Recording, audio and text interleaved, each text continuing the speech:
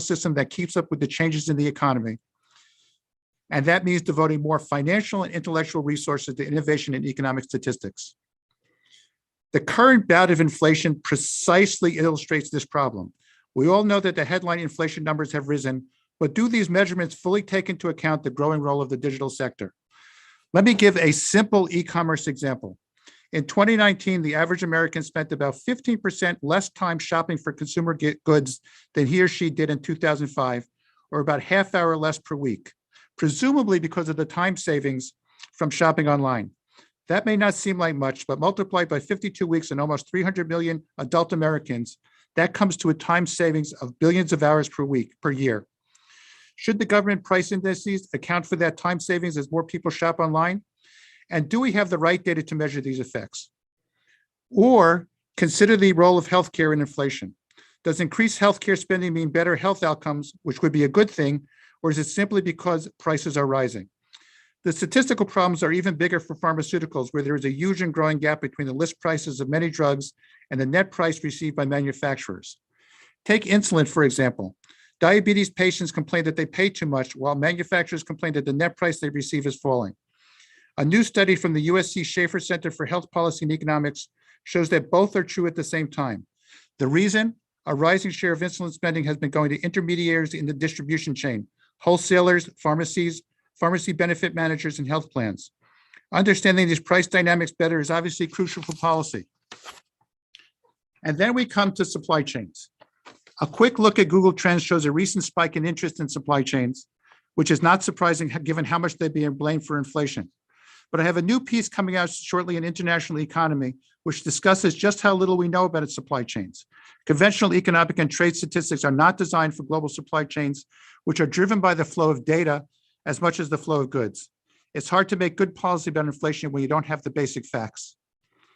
That brings us to this conference. To address the need for better statistics for better policy, we've put together 3 panels with some of the top global experts in their fields.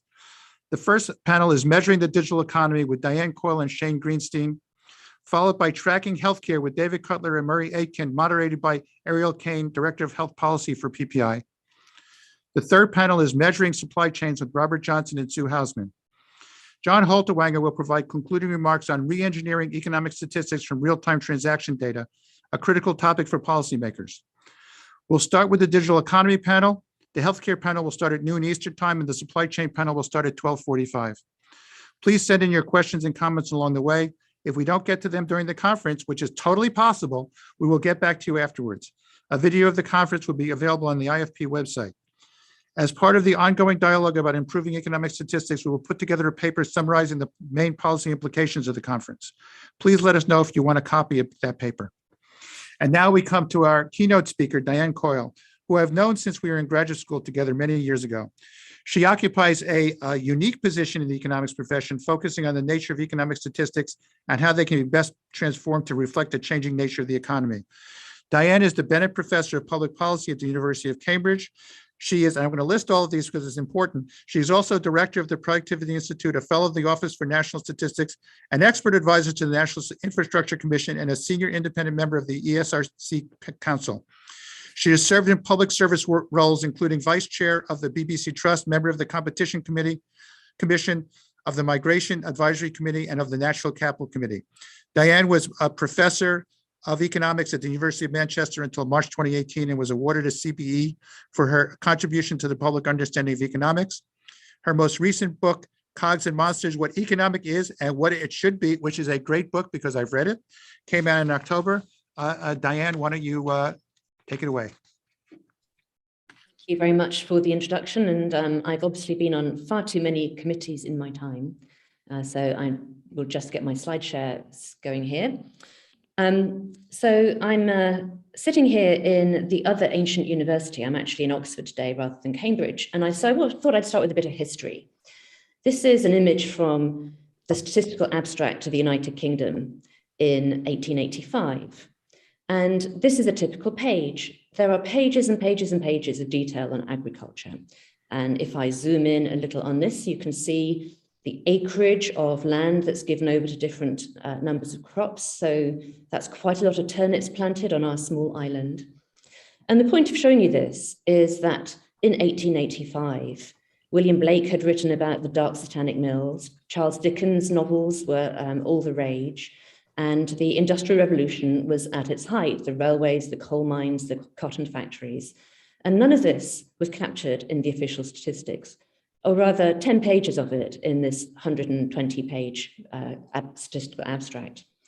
And my point is that we're in a similar position at the moment with digital statistics.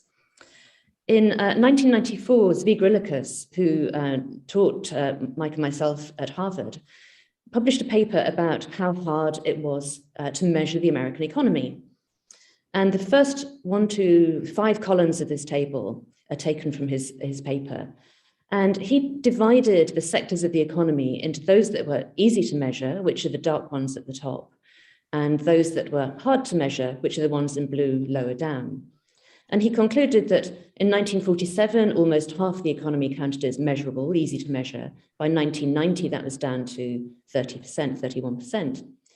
Updating that to 2019 figures, and that's fallen even further. So less than a quarter of the US economy now, on those definitions, is easy to measure. And you could argue that actually communications, which is in the utilities sector, makes that number even lower. And we're in a situation where the majority of the economy is just hard to measure. We're spending a day of our lives a week online, a day a week online. Business models have been transformed by digital technology since 2007. We all walk around with smartphones on 3, 4, and 5G and Wi-Fi communications networks and lead our lives with the apps enabled by market design and access to data on these smartphones. And this is pretty much invisible in official statistics and even in unofficial statistics. We're walking through the fog statistically in terms of the digital economy. And our intuitions are not a great help when it comes to thinking about how to measure what's going on. I've divided here the economy into different categories of goods and services. So the columns tell you, is it easy or hard to observe a price? And the rows tell you, is it easy or hard to observe the quantity and the quality? And the market goods and services that our intuitions are all about, where it's easy to observe the price and you can measure the quantity and the quality, that's that 23% or less of the economy. But there's so much else. And in fact, the leading sectors of the economy, or the most dynamic sectors of the economy, are in all the other quadrants of this table. So if you think about other market services, which might be parts of finance or professional services, management consultancy, accountancy, real estate, it isn't always even obvious what the unit of quantity is. So statisticians might be able to observe the revenues of the sector, but what's the output of a management consultant? We're surely not going to count the number of PowerPoint pages as the quantity. And as for the quality, well, you might never know, or you certainly might not know until long after. And why does this matter? It's because we want to divide the revenues that we can relatively easily observe into these different components to understand what's happening to inflation, the price element, and what's happening to the real terms or the volume terms element, which is an indication of how much better off people are getting. And the quality, because we know that there have been significant quality changes, largely driven by these digital technologies. And similarly, the innovations, the new delivery models, such as the online travel agency or banking or retail, we don't observe the quantity and quality. And then there are new financial instruments, including crypto, where we don't even observe a posted price, or not very easily, not the price of the services that individual consumers are buying. And then there's the whole government sector, the social service sector, there's household production, and digital is also transferring a lot of activities out of the market economy into unpaid household production. So just think about the way that rather than going to a travel agent, you now put together your vacation online. It saves you time going down to the high street. You can tailor what you want more easily. There's a wider choice. And it's almost a leisure activity. It's very enjoyable. That's come out of the market economy. Similarly, people are posting lots of free online content and innovations online. That's come out of the market economy. And so in a funny reverse of what happened in the 1960s and 70s, as mainly women went out of the household sector into the market economy, into paid employment, they bought consumer durables and ready meals. All of that enhanced the real growth and productivity figures.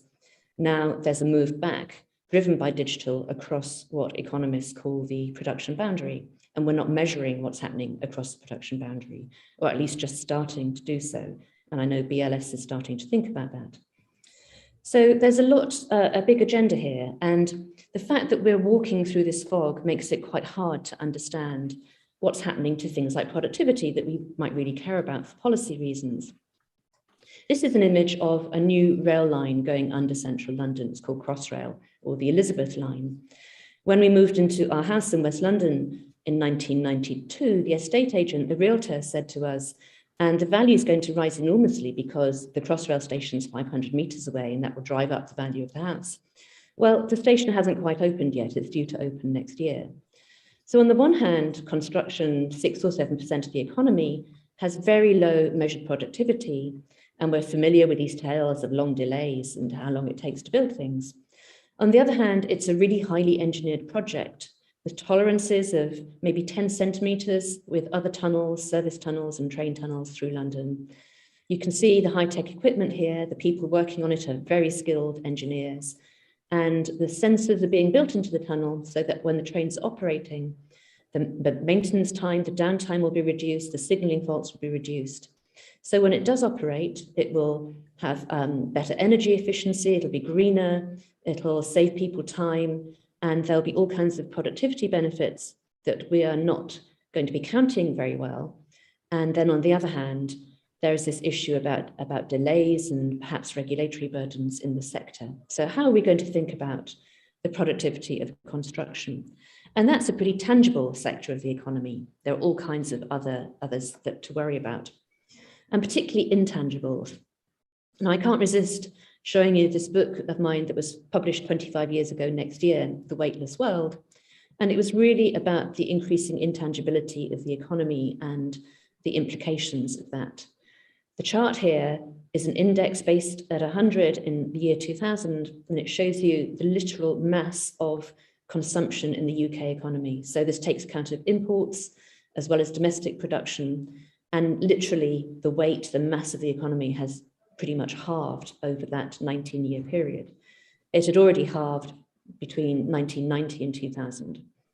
So the things that we value in the economy are literally becoming less and less tangible.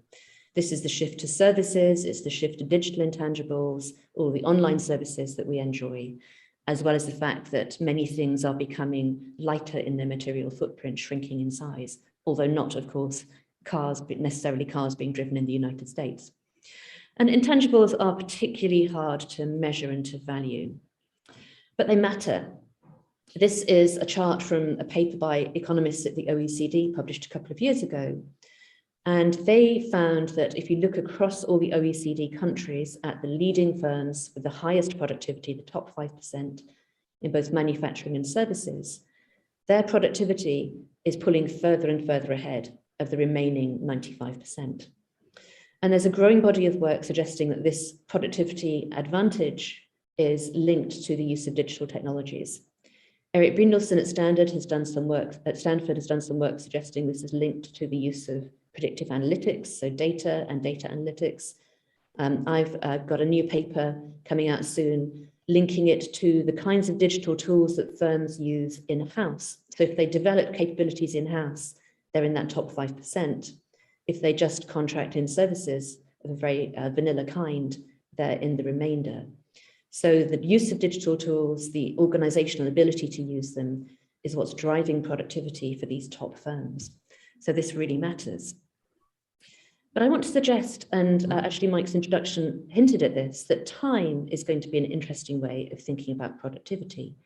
Because after all, in that bulk of the economy, we're not talking about products, we're talking about services.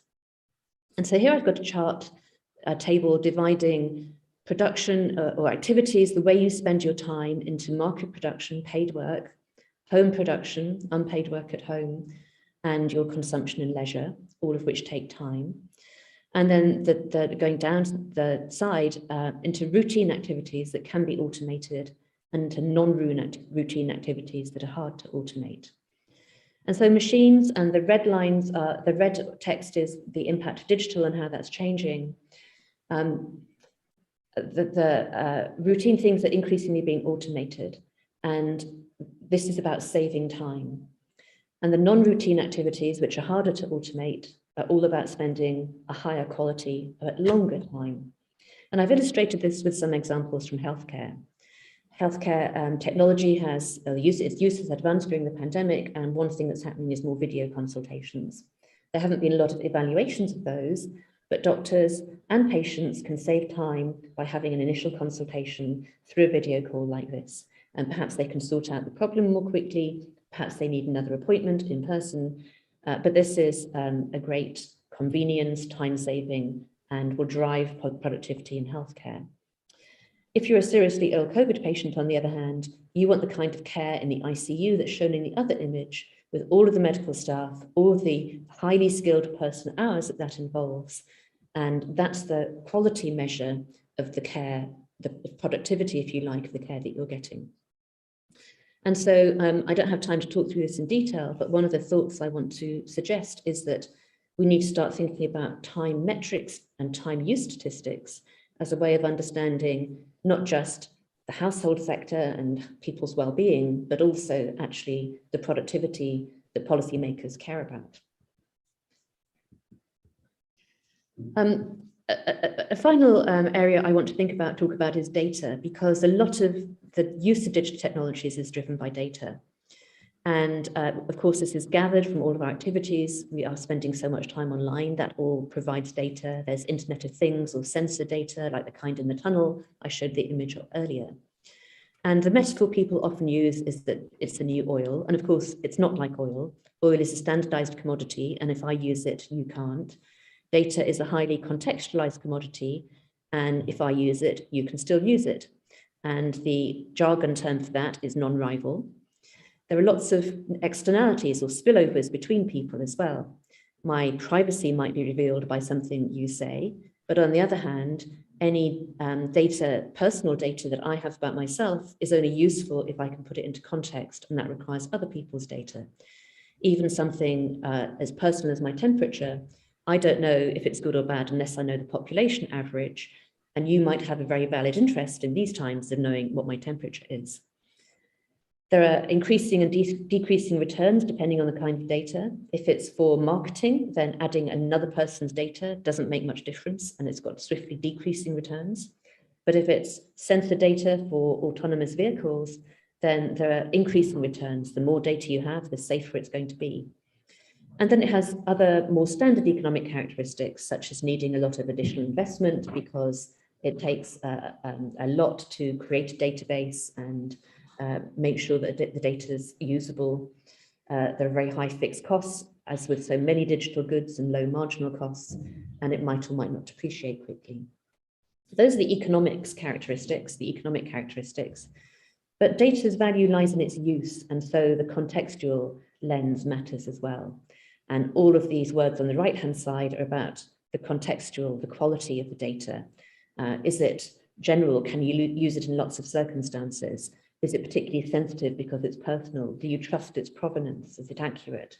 Can it be used through many different software packages and be interoperable? All of this makes it really difficult to value data, and many companies don't do it at all, even though putting a value of 0 on the data that they hold is probably almost certainly the wrong number. But there's no consensus about methods of valuing data, and this is an area of growing economic research, and also discussion among statisticians, how to think about the value of data in the national accounts, how to think about public investment in data as a public good, as part of the national infrastructure. So this is a really fundamental part of thinking about the value of the digital economy. And I just want to wrap up with some headlines about what I think the gaps are in digital measurement.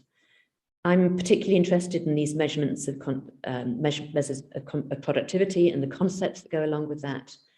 How do you construct price indices for services and intangibles? How do you take account of quality change?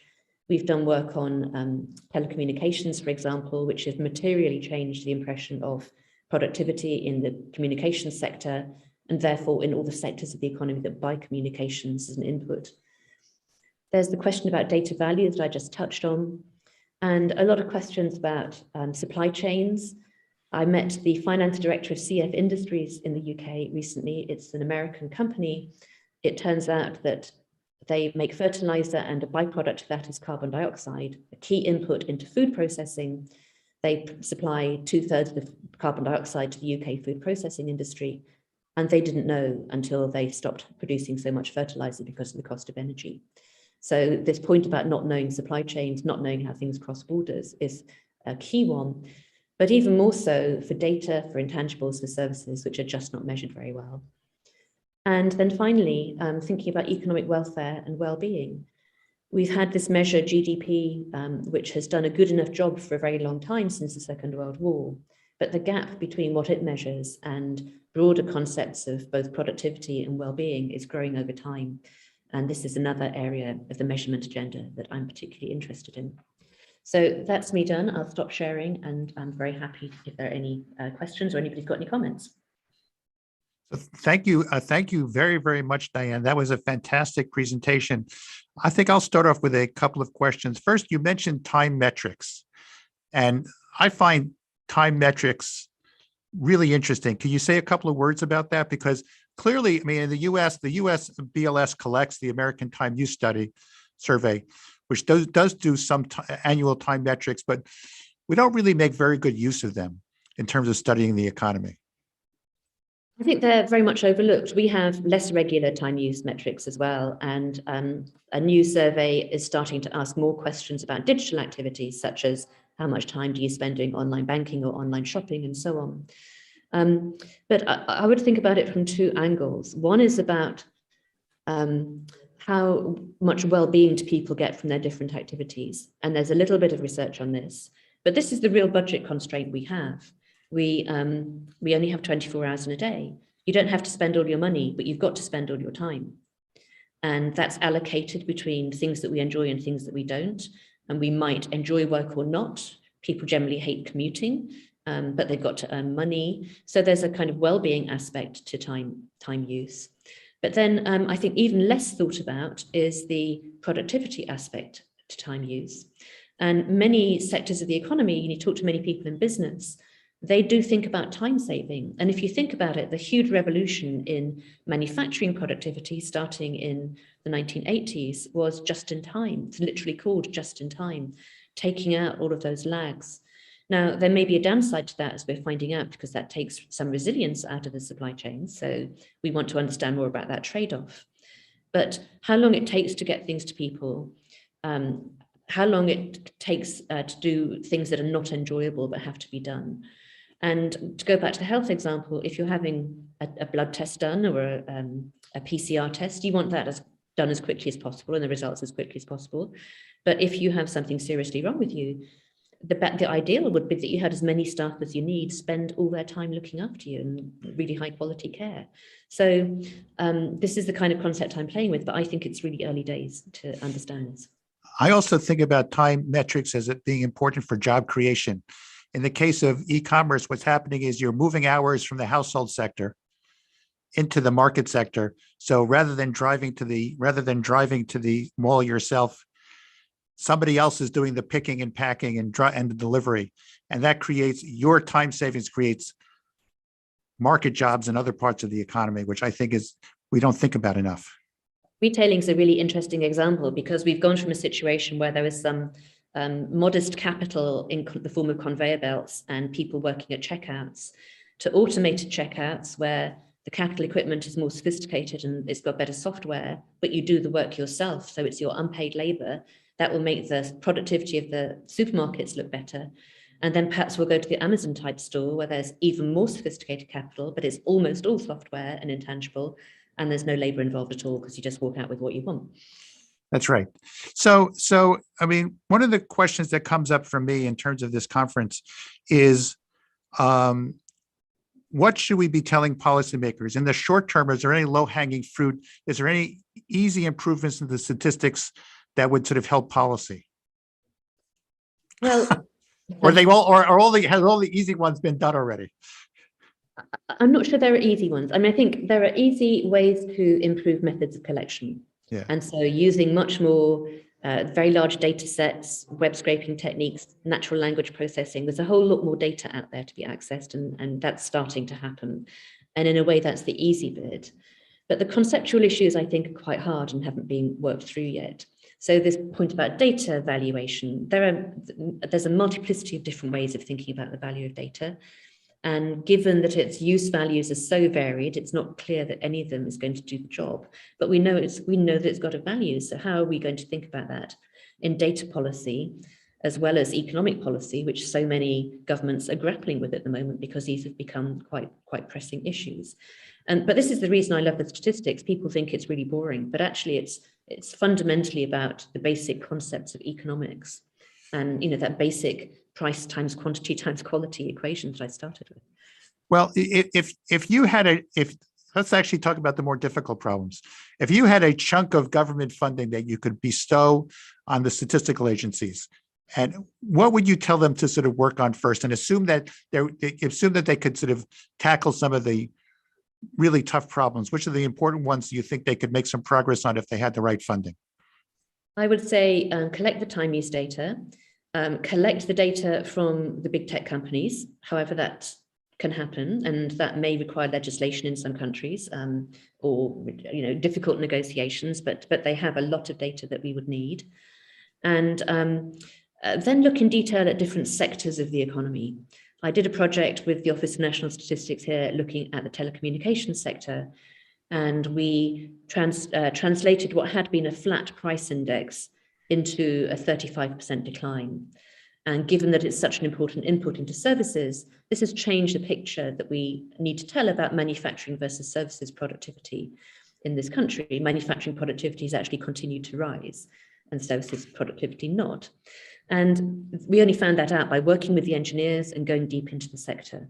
So my strategy now in my research is to look at particular sectors, and construction is one of them, but business services would be another, computing would be another, pharmaceuticals would be another, where it's just difficult but also important to untangle the role of intangibles, the role of quality. So I thought your construction example was really interesting. It seemed to me that you were kind of balancing the usual measures of construction being low productivity with, well, maybe it's not. Was I picking that up right? I'm starting to think there's a sort of productivity J curve going on in construction, because the technologies are now available that you can draw up the plans on a computer, you translate those into what used to be called blueprints, that's still online, and that could be used on site. There can be more off-site manufacturing to bring components in and put them together on site. But the on-site skills and organization to use those effectively are not there yet. And although the skill level in engineering, in civil engineering, has been going up, it's still quite a low skill occupation. And when that bottleneck is released, and you can use the data to improve the construction process and then feed that through to the running and maintenance process as well, then you'll untap all those big productivity gains.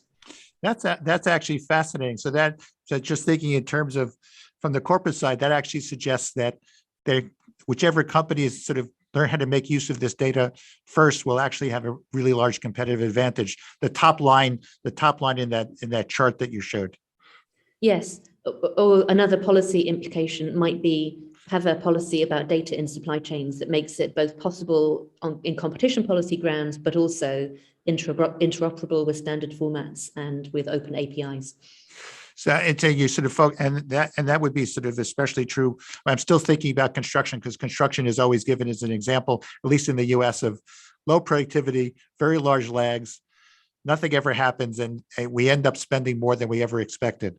And you seem to be coming to this from a slightly more optimistic perspective, perhaps guided by statistics that we don't yet have. I am more optimistic about it, but it is complicated. And it may be that in countries like yours and mine, regulation and planning issues are part of the reason that there's a loss of productivity. And there's also the question about how do you want to measure the energy efficiency of buildings, or their material footprint, or their reuse of waste materials. And would you count all of those environmental aspects as part of the output, or just as a separate indicator that you want to keep an eye on in construction? Well, that's a really good question. So one more question, because I know that you have to go. Um, one of my worries about not having the right statistics is that a problem will sneak up on us that we haven't even thought about, haven't even have a clue. And you can think about the example of the pandemic, for example. If you don't have the monitoring systems in place, you're not going to see it coming. In terms of the statistics about, I wouldn't even say necessarily the digital economy, what are the issues that you think might appear that we don't see? There have been lots of examples of issues that we've not seen. We didn't see the stresses in the financial system before 2007, and I think we're probably still not seeing them. And we're not seeing them around crypto. So why don't you stop here? What would we look for? This final part. What should we be looking for in the crypto that we don't have the statistics to see? Who is putting what at risk? It's the risks that we don't have any sight over, I think. And are they dispersed or are they concentrated? And that was what we didn't know before the financial crisis either. And we don't know what links it has into the formal financial sector, or is it just a pure bubble that will burst and there won't be further ramifications? I think we just don't know. I'm sure if I was sort of running the central banks at this point, I would be exceedingly worried about these things. Well, is there a last word you want to give before you head off? Because this has been terrific. That statistical offices are a key resource in modern economies. People think they're boring. They've been under-resourced for far too long, but they are the experts. They're incredibly diligent, and we need to pay more attention and actually just give them more resource so they can do all of this. Thank you very much. Okay. And thank you for participating. My pleasure. Enjoy the rest of the talks. Thanks. Okay. So that was absolutely terrific. I really recommend to people that they read Diane's books. Let's see. We will put up the last slide when we have a chance. Which has the addresses. I really suggest that you get a copy of Diane's new book because it's absolutely wonderful. Now let's move to our next panelist, who is Shane Greenstein. And I cannot tell you how happy I was when Shane accepted the invitation, because I consider him absolutely one of the leading experts on digital economics and one of the people that I learned the most of when I read his stuff. He's the Martin Marshall Professor of Business Administration at the Harvard Business School, co-chair of the Harvard Business School Digital Initiative, co-director of the Program of the Economics of Digitization at the National Bureau of Economic Research. I could go on and on and on. He probably does not have a CBE like that Diane does, but he's got everything else. So go ahead, Shane. This is I'm really looking forward to this. It's tough to follow Diane. Boy, in some sense, she said everything I'm going to say already. So all I'm going to do is say it in a different way. Is that come up okay, or you see it all right? Yeah. That's fine. That's terrific. Okay, so let me get going here. I'm going to focus on a subset of the things Diane was talking about, and that is zero-priced digital goods. And a very specific question: how well does GDP measure the impact of digital services priced at zero? And now you might worry about this just because we've seen zero price in non-digital goods. As alluded to, we already know we have a problem with household services. When you do them yourself, they aren't priced. When you buy them from somebody, they are, and suddenly GDP goes up. That doesn't seem right. We also know we have this problem in discovery of knowledge. When it transacts at no price, it just moves, and then things improve, and we don't know why, because you can't source it. You can't find the source in a transaction. And we know we get it in things like public goods like air, clean air. It improves. You don't have to pay a price to benefit from that clean air. And yet it will show up in other parts of the economy like land values. And so figuring out the gains is hard. So in digital services, are we just getting an old wine in a new bottle? And I would argue that in some ways, yes, we are, but in some ways, no, because the mechanisms and causes are different. And that looking at those mechanisms and causes would lead you to conclude that these problems are increasingly prevalent. And this is going to tie in quite well with what Diane said.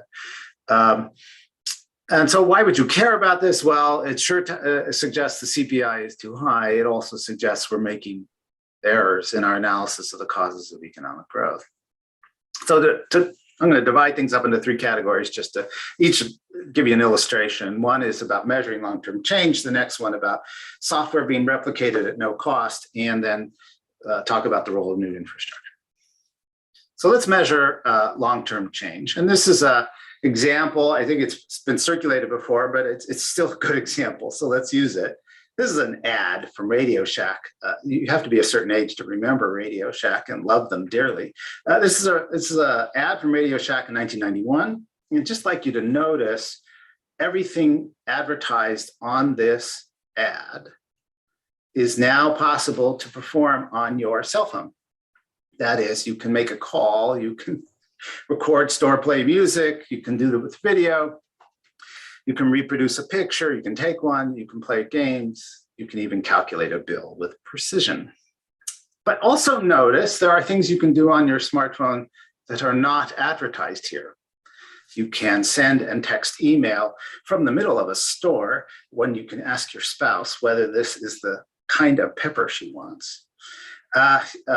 You can access social media. You can find the best route around traffic, purchase a product or service, get into an airplane or a venue without paper, and get reminders. So what's the lesson? Just make some inference here. This is a familiar concern, but with a new situation that was very common after the commercialization of the internet in the 1990s. There's been this zero price in the sense that a number of new services show up on a device at no expense, in the sense that the price remains the same on the device. The smartphone started in 2007, the one that we know of as the iPhone, started as merely a musical recording device that could make a phone call. We are far away from that today.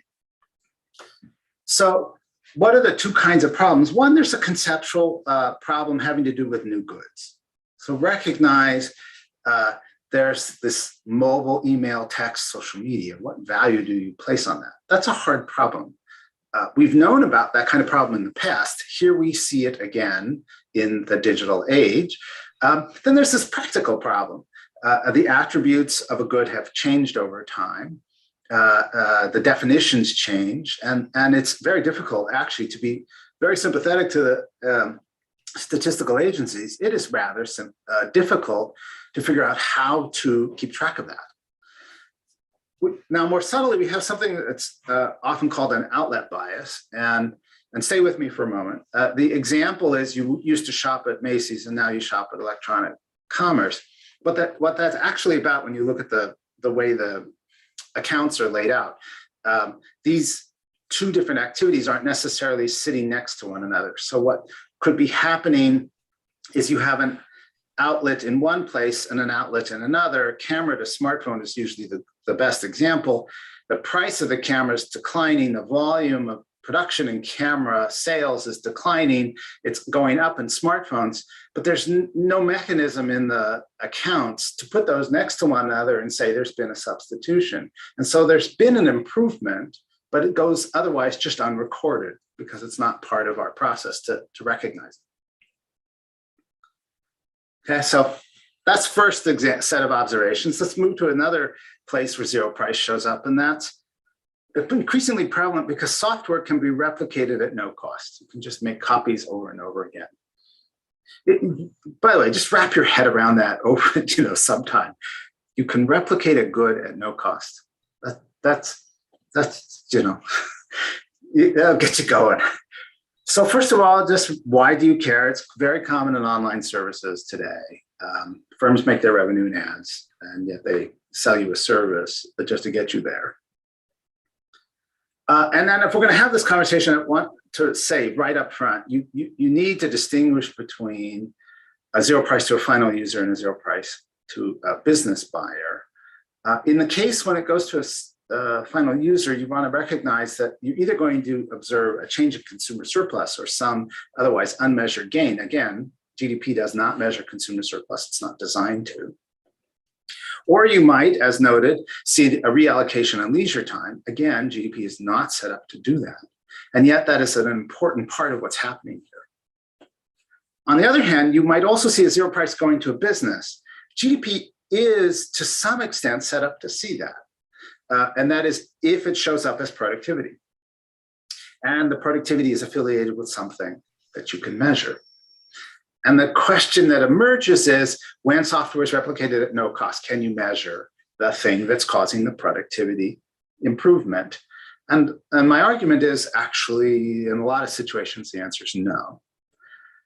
So let's think that through. When is the situation in the digital economy that you see both a zero price and a non-zero price? And what do those situations look like? So, the easiest way to illustrate this is through a 2x2 table. Life, of course, is not a 2x2 table, but let's use it because it illustrates things. And I'd like to just fill out the bottom right of that table first. Just think it through. Settings where there's a positive price of most of the output and a positive price of most of the input in the digital economy. And let's just recognize that does emerge in some places. Think of your iPhone. There are lots of parts. They were paid for. You paid something to buy it. Think of Netflix, something particularly new good. There's a licensing fee for much of the content that Netflix pays. You pay a subscription fee. That fits the usual definitions. Even something in the digital economy like spectrum in the auctions works. So the carriers pay for spectrum. You pay a fee to use that service. And again, we see a cost and a revenue, and that's something we think about as fitting our old definitions. Let's take the other corner where things don't work at all. So zero price in the output and zero price of the input. I just listed a couple examples. My favorite example, of course, is Wikipedia.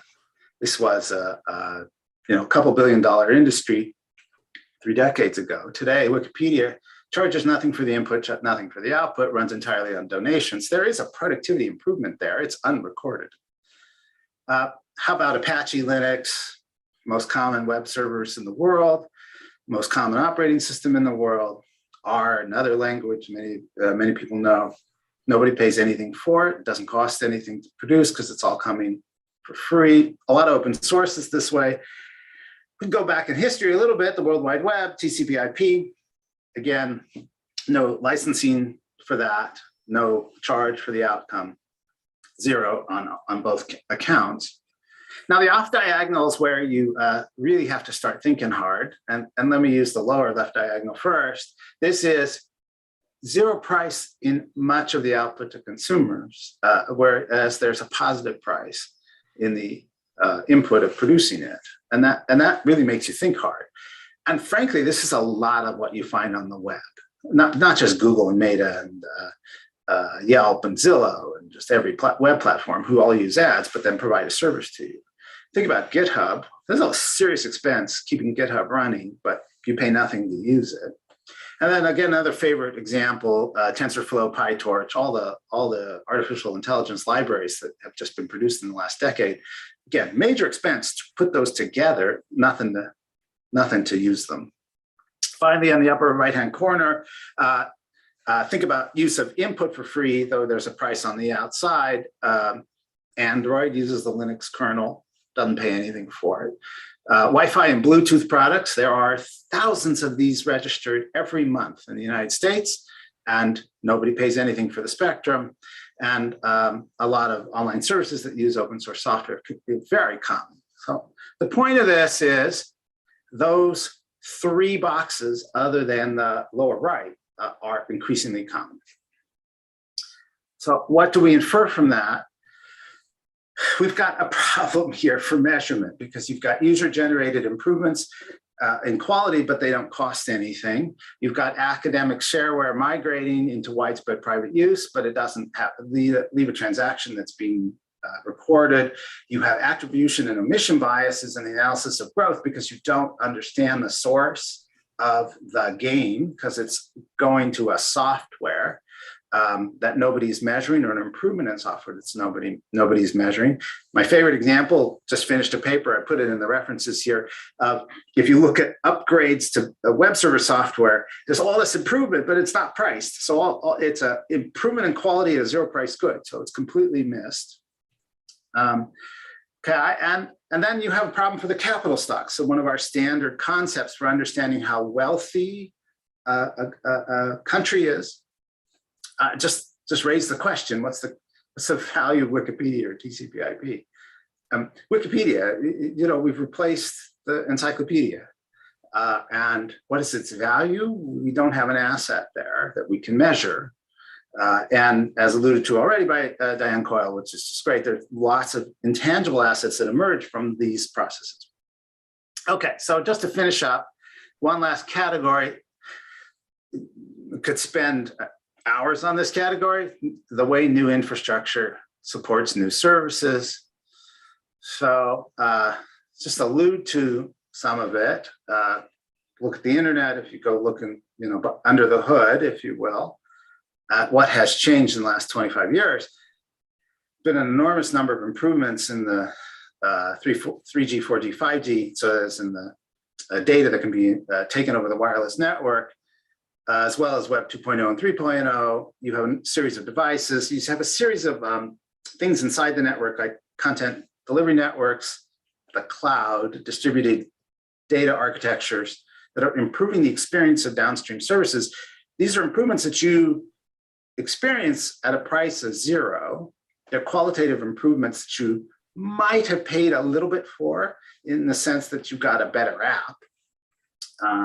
But largely speaking, most of the gains have just gone to users in the form of new attributes, less delay in your video, just the fact that you can do the video now that you couldn't do a dozen years ago.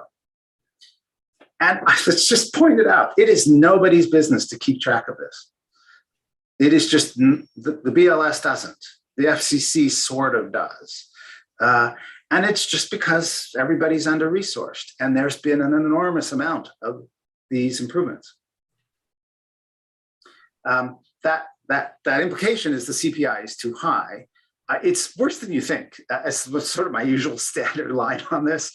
It's worse than you think. If you go look, for example, at the wireline internet access consumer price index for the United States, it has not changed for all intended purposes in more than a dozen years. What? Right? So think about your own experience in a dozen years. Internet access, the price per unit of quality has been the same in a dozen years. That just doesn't sound right. And partly the reason is exactly because it's nobody's business to keep track of what happens with what you get when you buy access. So the user experience changed because you're accessing better services, but the better services are priced at zero. It's nobody's business to measure the qualitative improvement there. And so we get this, but it doesn't show up in GDP at all. I love to refer to Clark's law. David Clark's one of the inventors of the internet, for those who don't know. He likes to say people will take advantage of new services until they're frustrated, which means the level of services increase while the level of frustration is a constant. So this is great. That sort of describes the last 25 years, if you will, of user experience. And the level of frustration is still the same, but boy, can you get a lot more for that. Another one of my favorite examples, just anticipating one of Michael's questions. If you look the last decade, today, half of online surfing takes place in a mobile device, and it's higher than half for the young generation. And that's an outlet bias. I mean, right? It's a gain we don't measure because the wireline internet access index and the wireless internet access index don't sit next to one another. They're sitting in separate accounts. So there you've got this massive gain in revealed preference of where people want to do their surfing, and yet we don't record that. Okay, so concluding, is this an old wine in a new bottle or just a new wine? Well, in some ways it's unmeasured quality in digital goods. And so that is an old wine. The new bottle and the old wine is CPI is too high, with less inflation than measured. I think the new wine, if I have to give it a label, I like to call it digital dark matter. We know it's there. We just don't know how much is there. And we know it's causing productivity gains. We just don't see it, or we can't attribute it. There's another version of this, which is the assets are too low. And again, this will produce intangible capital. We just don't know how much there is. And that is a really big open question. And then there's a third real subtle issue about attribution. Just notice the way even I do it. You talk about the internet. We have to identify the inventor. We say Tim Berners-Lee gets credit for the World Wide Web, or Jeff Hinton gets credit for neural networks. In fact, there's a great deal more than that. We can't necessarily put a label on it. And that's because we don't have a way of aggregating it. We don't have a concept for aggregating it. And that's an attribution error. We don't have a way of discussing the gains we're getting from the digital goods. So I call that a toast to a new wine. There you go. And if you like, in the slides, I have extra references if you're interested in some examples. Okay. That's terrific. Thank you. Thank you so much. Let's see where we are at this point. Okay, great. Okay, that was a fantastic presentation. I have so many questions and so little time at this point, but let me sort of start. So your conclusion is the CPI growth is too high. Do you have any sense about whether or not the size of the bias has been increasing? Do we have any data on that? We have history. The hard part is forward-looking. So let's do the history the easy part. Just think about the number of Web 2.0 and Web 3.0 device sites that have come into being in the last 2 decades and how they've improved in the last 2 decades. And we know from surfing data that a lot of time has gone to those sites. So there's been this massive reallocation in leisure time to a bunch of free sites. And so that suggests there's been a big change in welfare. Now I'll tell you why it's really hard. One of the reasons it's really hard, two come immediately to mind. First, it's, the surfing data is both about use of work time and use of leisure time. So it mixes the two. So being able to make that distinction is pretty important if you want to understand this, the economic benefits and where it resides. And then a second problem is just counting. How do you think about the improvement in search? How do you think about the improvement in social networks? How do you think about the improvement? I can count the sites. I can count the amount of time that's gone up. Even if I could distinguish between where the accounts go, what's the value of the time you use there? I mean, I'm the first to recognize, and you probably too, when I go look at sports scores, the value of my time is low. When I go look up something online for a work purpose, the value of my time is high. And again, being able to do a proper accounting is pretty difficult there. So let me ask you one question. I mean, it's a question I asked to Diane too. If you had a chunk of money right now that you could sort of bestow on the statistical agencies in a way that would help policymakers the most, not researchers, please. Okay, yeah. Policymakers the most. Okay, where you talk about nobody being in charge of sort of tracking new goods and services. Is that where you would put it? Would you sort of have a commission for new goods and services? Okay.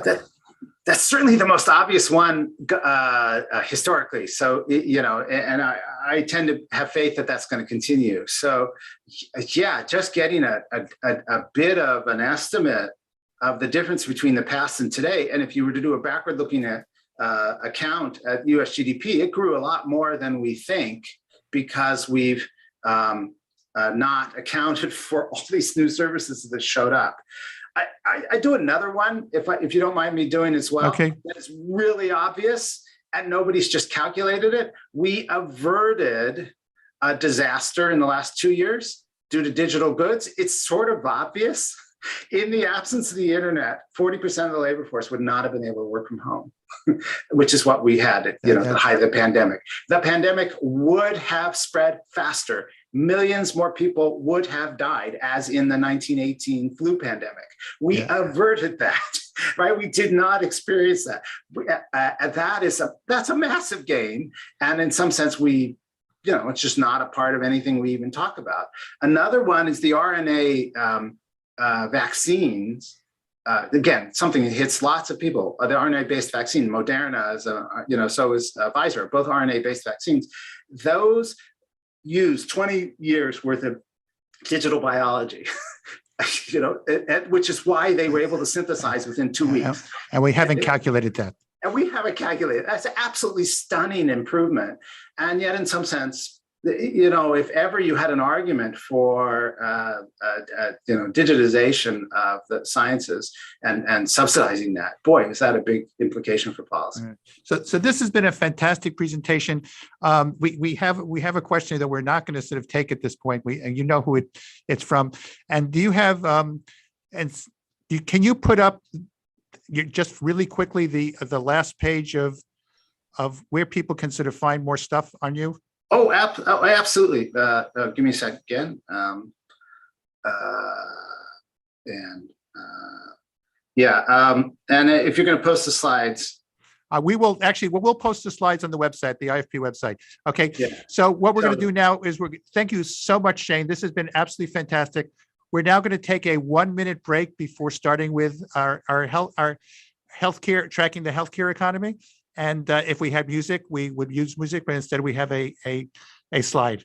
Thank you very much, Shane. This has been terrific. Pleasure.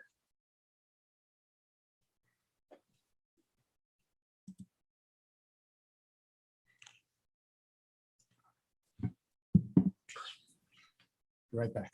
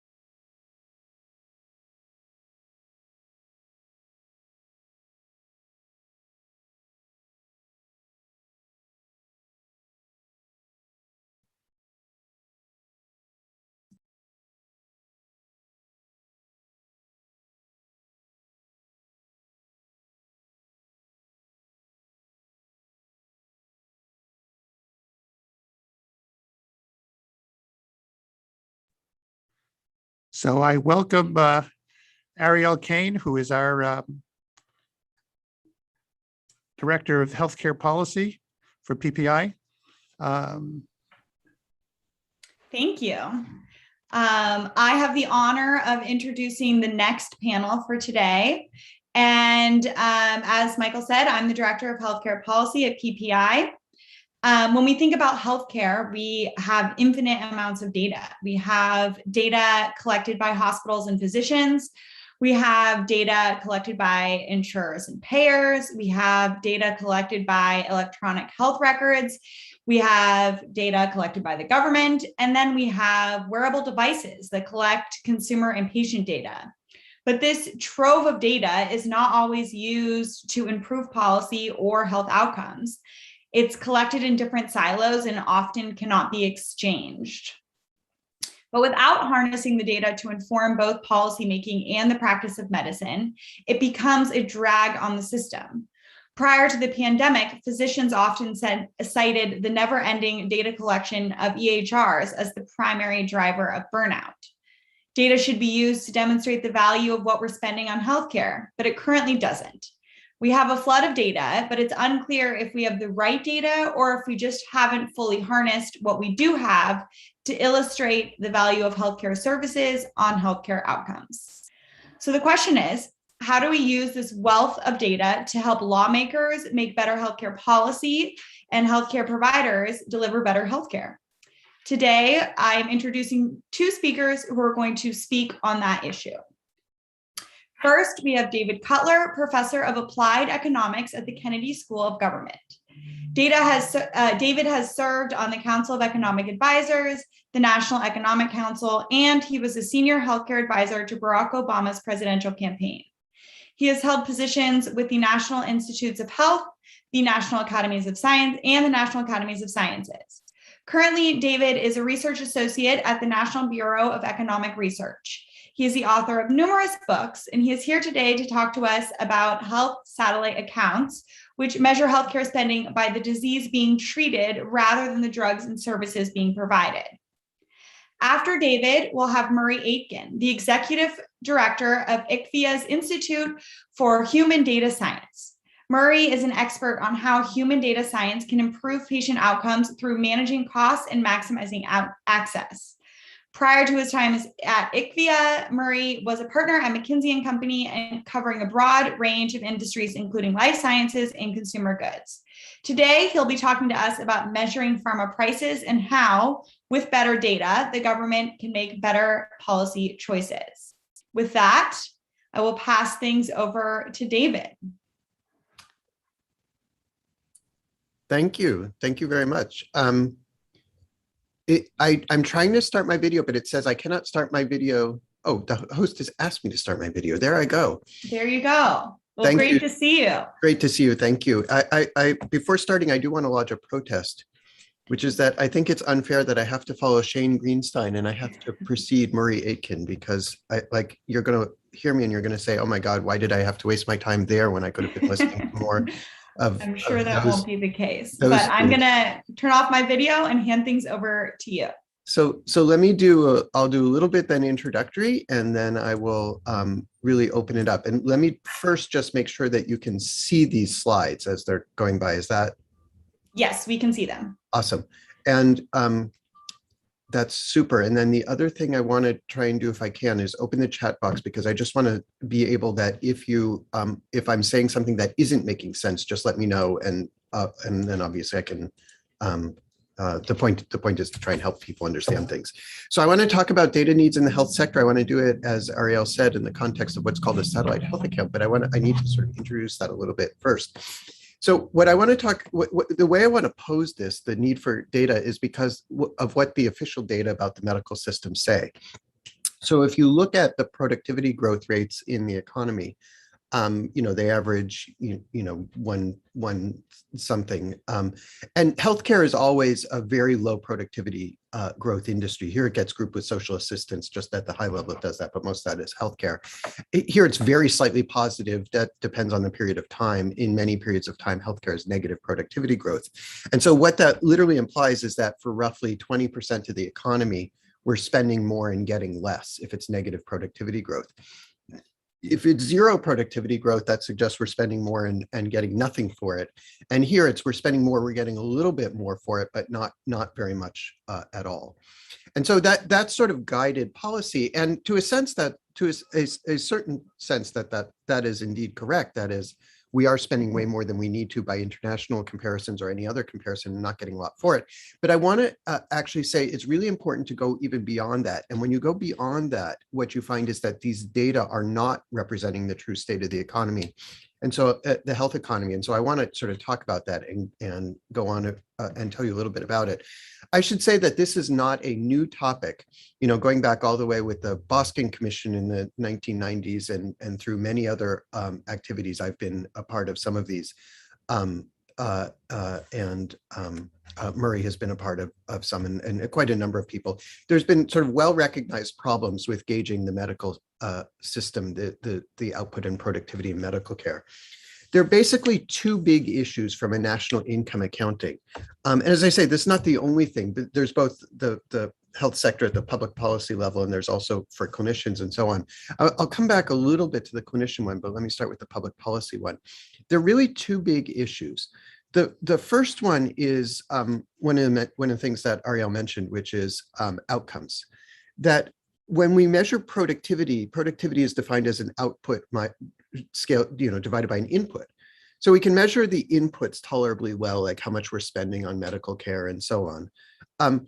I'll come back a little bit to that, but the outputs are actually very difficult because the outputs are typically measured by things like how many surgeries do we do, or how many days in the hospital do we have, or how many outpatient screenings, imagings do we have, whereas those are not really the outcomes that people care about.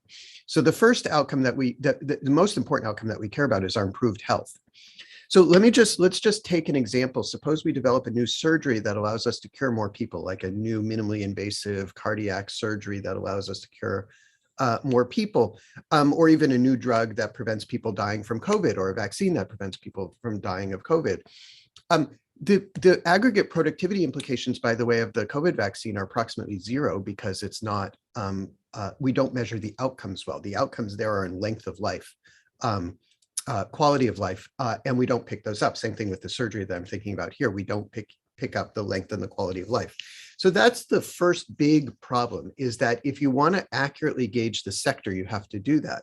And I think this is probably related to some of what Shane was saying. This is not that different from things like, how should we gauge the productivity of the computer industry? Not just by how much we spend per box, because the box does a different thing over time. You've got to say, well, how much do we spend per thing that the box does? And so per thing that the box does is kind of like per thing that the surgeon does when he or she cuts you open. And that's the outcome here, improved health.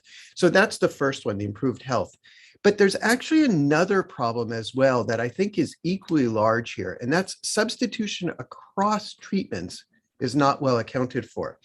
So the way the current accounting works is that there are industries within healthcare, there's sub-industries within healthcare.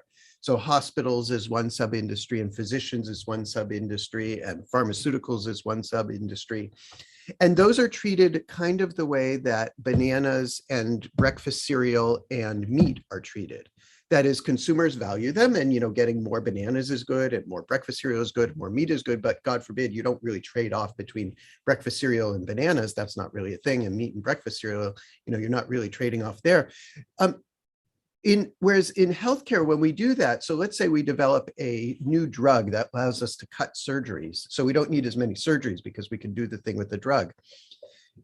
Actually, aggregate productivity does not change. Let's say the drug is cheaper than the surgery.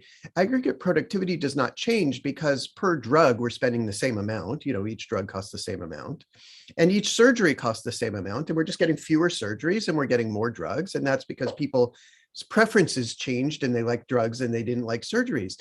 But that's really the wrong way to look at it, because the right way to look at it is relative to the outcome, which is not a surgery or a drug. The outcome is improved health.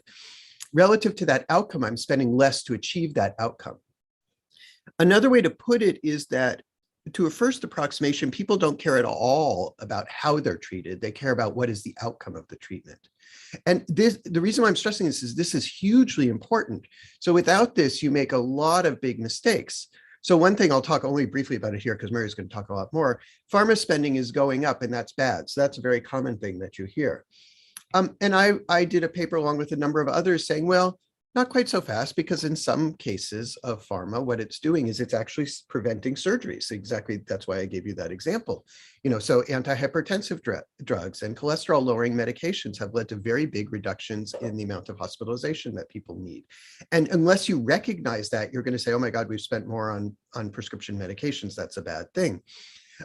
That's not the case of all spending. For example, spending on opioids was probably a pure waste, because not only did it not improve people's health, but it actually got them addicted to opioids. And so it's not universally the case, but it could very well be the case. By the way, we didn't show productivity reduction from opioids, which we probably would have. Or another example, if all you care about is the spending, you say medical spending fell in 2020. The first time we ever saw this, medical spending is actually lower in 2020 than in 2019. People didn't go to the doctor or all sorts of stuff like that. Well, that's good, of course, because if all spending is bad, then spending less is good. But then, of course, you sort of start to say, well, I suppose that's not quite right, because, what if it is that people are not getting services they really needed? And, maybe lots of hospitals now say they're full because at least some of it is because people are, catching up on the things that they didn't get that have now turned into more severe conditions and so on. So again, without being able to account for what you're getting for the outcome and those various inputs, you wind up drawing wrong conclusions and making bad policy as a result. So to me, the key questions are, why is spending growing? And how is the change in utilization affecting health? And in particular, this last one is important both for public sector and also when we're talking about, what we need to make good medical care decisions. We really need to know how is utilization affecting health. And then for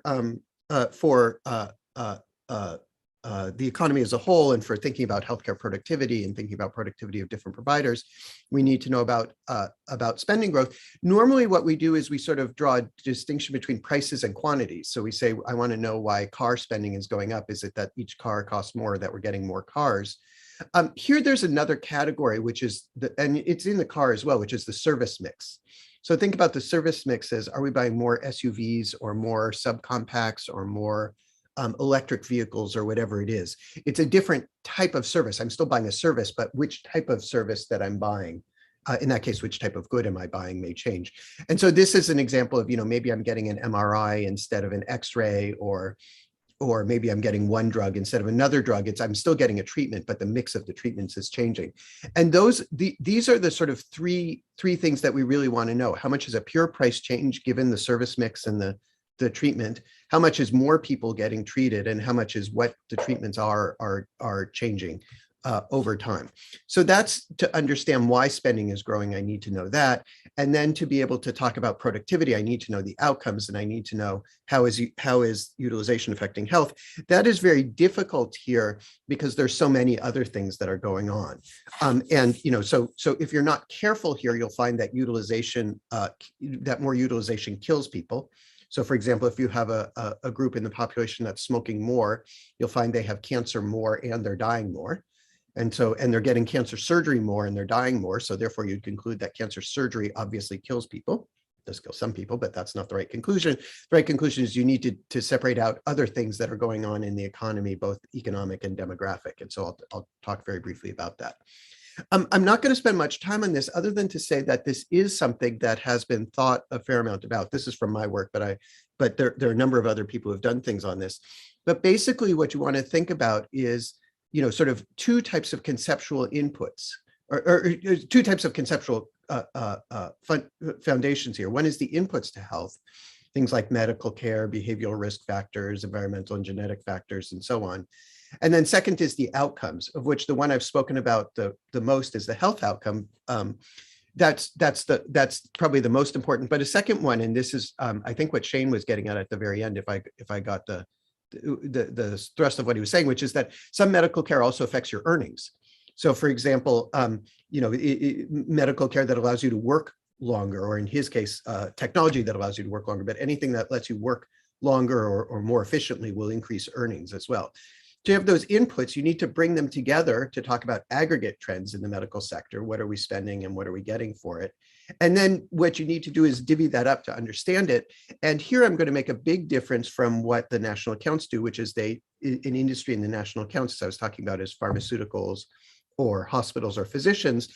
Those are not the right industries here. The right industries are diseases. So conditions that people have, heart disease and cancer and mental illness and so on. So I want to think about those as being the industries, and then the medical care acts on people who are in that industry. I'm in the cancer industry. I'm a consumer in the cancer industry. I hope no one is. And how does that then affect, how does the medical spending affect what my outcomes are, and so on.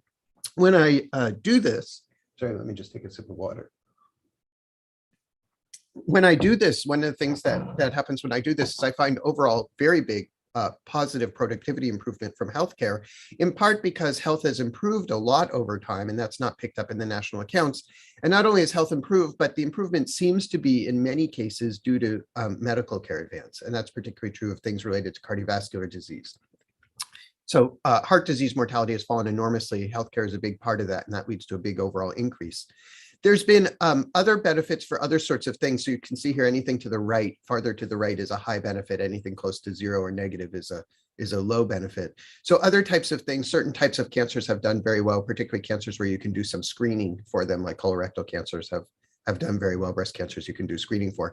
Other things we've done very poorly with, these are things about musculoskeletal things, particularly spending a lot of money on opioid meds that haven't done well for people. So there's an enormous amount of heterogeneity. That heterogeneity is important to understand because that's really a statement about where are we doing well as a health economy and where are we doing poorly, and therefore where should we be thinking about, okay, we need to make a change here because we're spending a lot of money and not getting a lot, or where are we spending a lot of money and getting a lot, so therefore we just want to think about continuing that sort of stuff.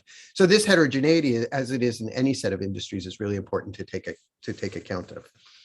You mentioned a lot about the data that we have, and I'll sort of, and they've not really made their way at great length into our official numbers. So I'll say two kinds of data that would be really incredibly valuable. One is real-time access to medical spending in large samples.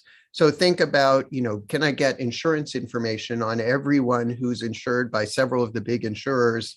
I need to match people over time because I need to get a picture of people, not a picture of insurers. And I need to decompose it, as I said, to the condition level. I want to know what services are performed, where they were performed, what was paid, all that sort of stuff. These data generally exist. Most medical data that we have easy access to or ready access to are from medical claims. So anytime someone wants to get paid, they submit this sort of information. The tougher part is this middle part here, which is the individual characteristics, which you need to tell why health is changing. So you need to know about things like smoking and obesity and pain and so on. My hope is that we'll tend to get some of these from electronic medical records and or other kinds of surveys that we can get from people relatively readily through smartphones and things like that. But we'll need to go beyond just what we know about for billing purposes, the billing purpose data are great to have, but in order to go even further, we'll need to go beyond that. And to get the outcomes, we'll need to go even beyond that. And that's what's coming in down here, which is periodic supplements with outcome information. We're not going to get this on as quite a real-time basis, and some of the outcomes that we care about are not just point in time, like we do cancer. We think the cancer operation that happens today is better than the one that happened last year. And we hope that'll show up in higher longer-term survival, not just in survival today, but in survival down the road. So that requires knowing down the road and then coming back and ex post doing an adjustment for outcome changes as we do productivity. But that's not an unusual sort of thing. We learn about lots of productivity things, not just at the point in time, but down the road, and we go back and we do readjustment for it. But these are the two kinds of data informations that I think we would really want to have. Some of these we can get from things like registries and so on, or just by following individuals and using the types of methodology that we have over time. So from either medical claims record or registry information and so on. And I will stop there.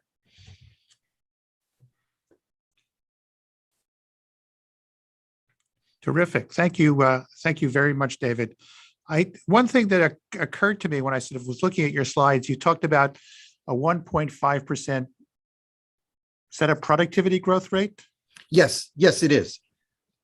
Do you feel that to sort of be high, low, what you expected, if you were thinking about the performance of the healthcare system, how do you construe that? Because well, why don't you say that? I can tell you my reaction. So I think if you compare it to industries, it's typical in the economy. So it's not up there with high-tech industries, but it's fairly typical. One of the things that interests me about it is that for some conditions, it's super high. And for others, it's basically zero. So it's like the economy as a whole. Some things are like the cardiovascular stuff is just immensely high productivity. And then we spend $1 gazillion treating people with pain with drugs that are not only not helpful, but actually harmful. So that's kind of the implication of you dividing the conditions into industries, that we should actually think about this not as the healthcare industry, but as the cancer industry, the cardiovascular industry, the mental health industry. And so the question, even kind of asking the aggregate number, is not necessarily, I mean, perhaps the most important thing for policy about this process is changing the framework for asking the question. I believe that's entirely correct. And I think there's very little good that comes anymore from saying an industry is a hospital, an industry is a doctor's office, an industry is a pill. And because that's just not relevant. There's no individual,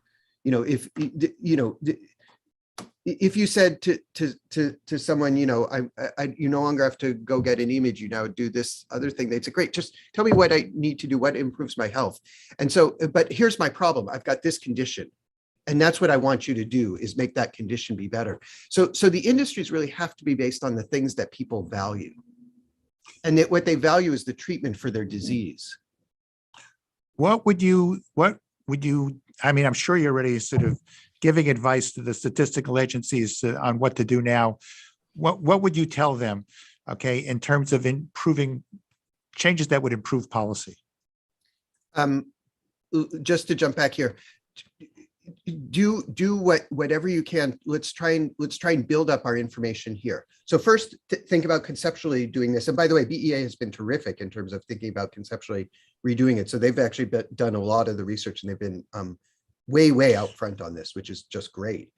And then let's think about how can we systematically get more information on these. Many of these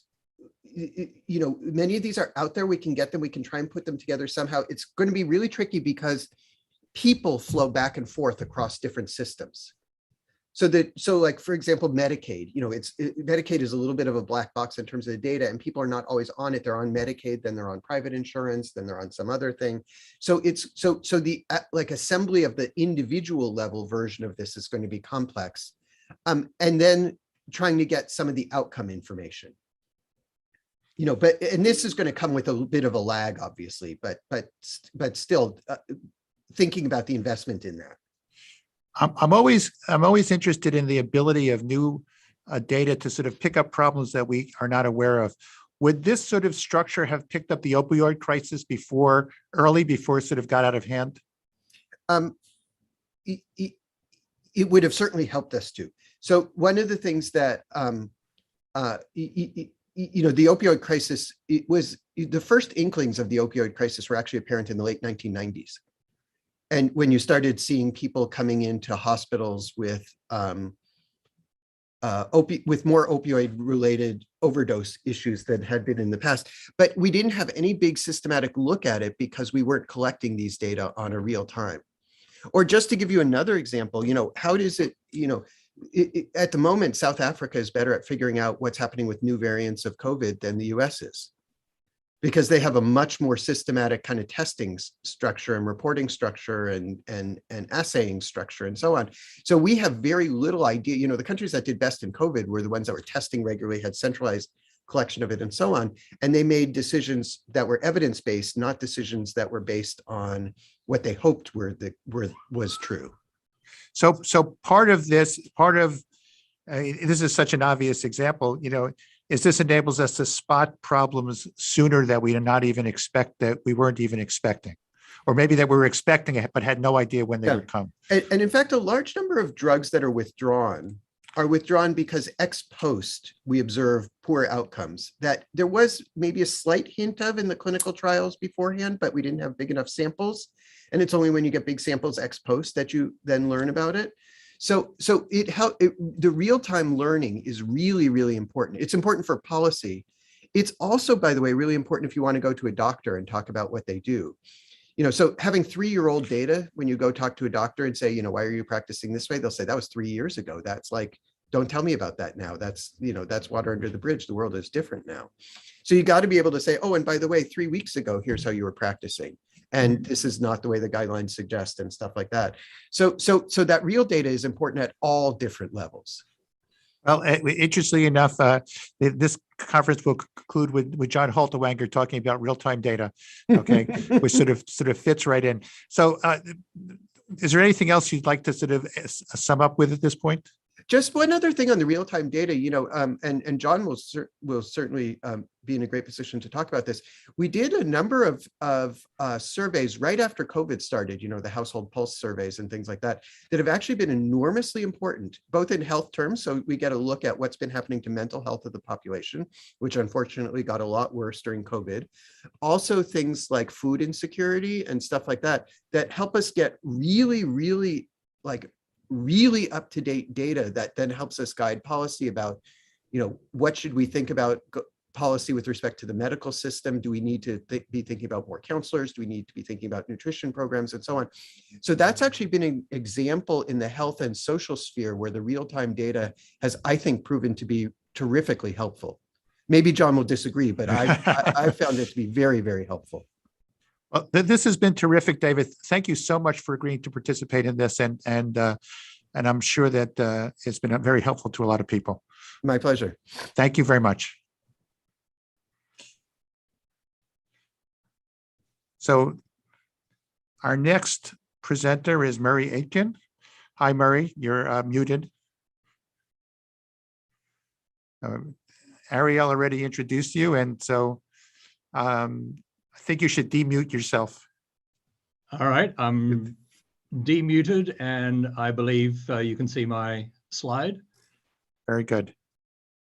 Good, thank you. And well, David's always a hard act to follow, but I do appreciate this opportunity to sort of share our perspective on what we see happening in terms of the effective use of data for policy making as it relates to drugs specifically. So I'm only looking at things through a very narrow lens, and some might say that this should be the easy part of healthcare to measure.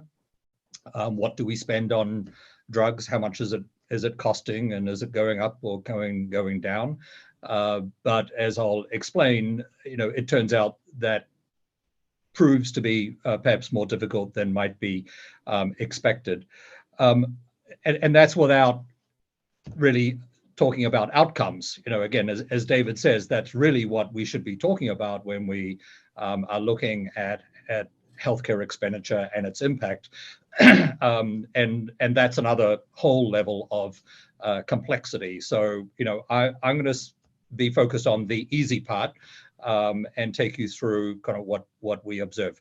Just sort of level set the perspective that I'm bringing. So I'm part of IQVIA, which is a large global company that gathers vast amounts of healthcare data, non-identifiable data, and puts that together using technology and our capabilities to try to be able to look at the total market and the total use of medicines, not only in the United States, but around the world.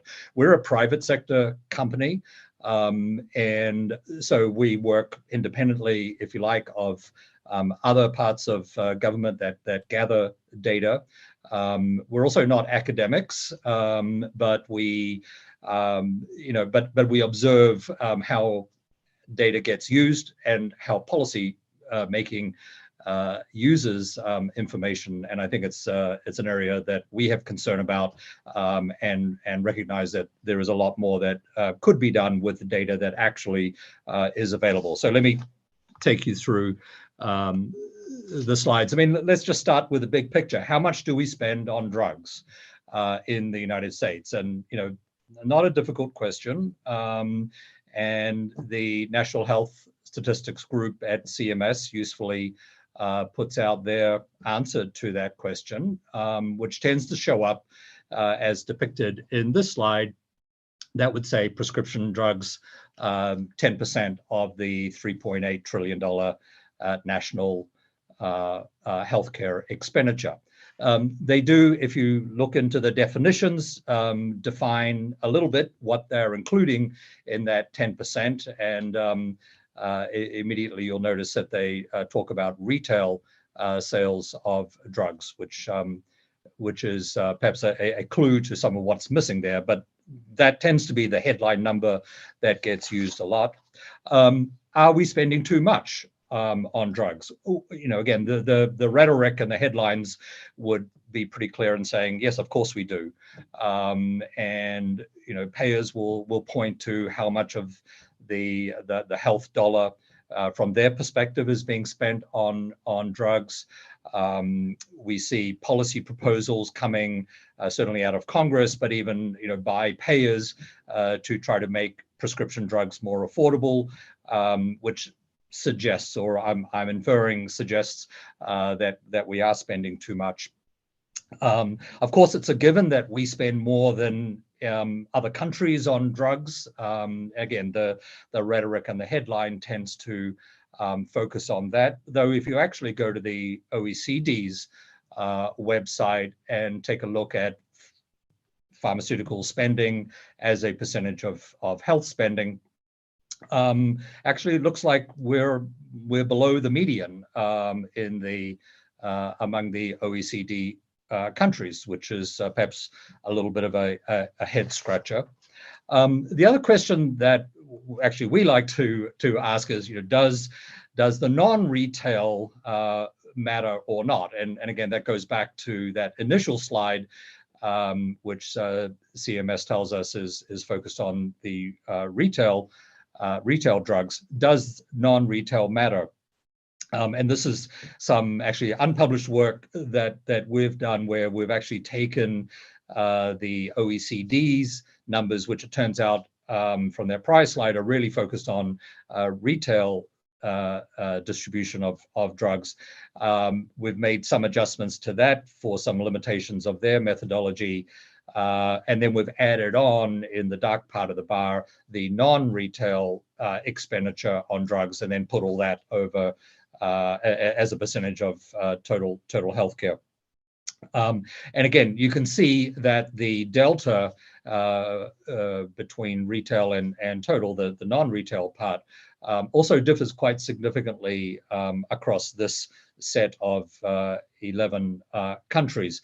And that's something also to note, that even when we are using the same terms, in this case in different countries, we're actually looking at very different things, whether you're in Italy and the way that drug distribution is characterized there versus the way it's done in Canada or Australia, or indeed in the United States.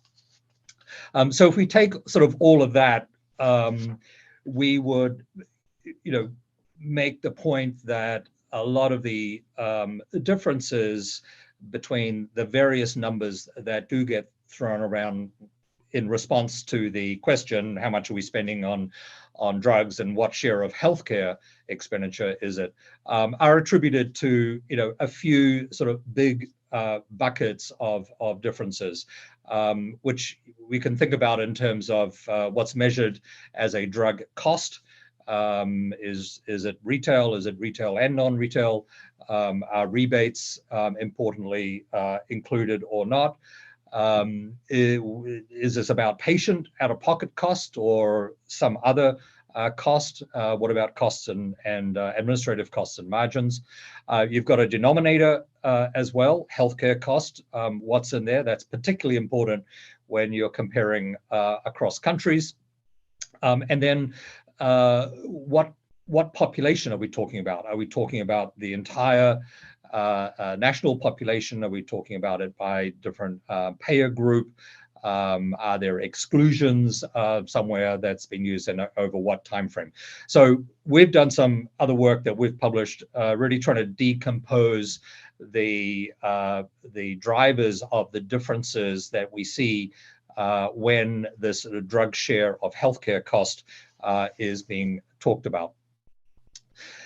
There's other work that we do within the IQVIA Institute in an effort to try to explain the what some might say is unexplainable or inexplicable difference between what's going on in the US between drug expenditure looked at on a list price basis and on a net price basis. And this is where the whole issue of quote unquote rebates come into play. So this is a view that we have in our annual trend report that we do on the use of medicines in the United States and the expenditure on those medicines, that crosswalks between what is referred to as the list price for all drugs used in the United States in 2020, measured at the wholesaler acquisition cost, which is essentially the manufacturer's list price, and what payers end up paying on a net price basis. So that goes from 697 billion in 2020 to 449 billion. And then there's another way to look at it, which is crosswalking from that list price expenditure of 697 billion to how much do manufacturers receive as net revenue. A lot of the debate around drug pricing is on the manufacturer view, how much are manufacturers making? And one of the things that we've done for many years is really tried to explain what is it that actually ends up in the revenue line of a manufacturer, and what are the big differences? And there's a couple of big differences. One is what's referred to here as on-invoice discounts, which is really a reflection that the higher the list price, the more money many intermediaries make in the system.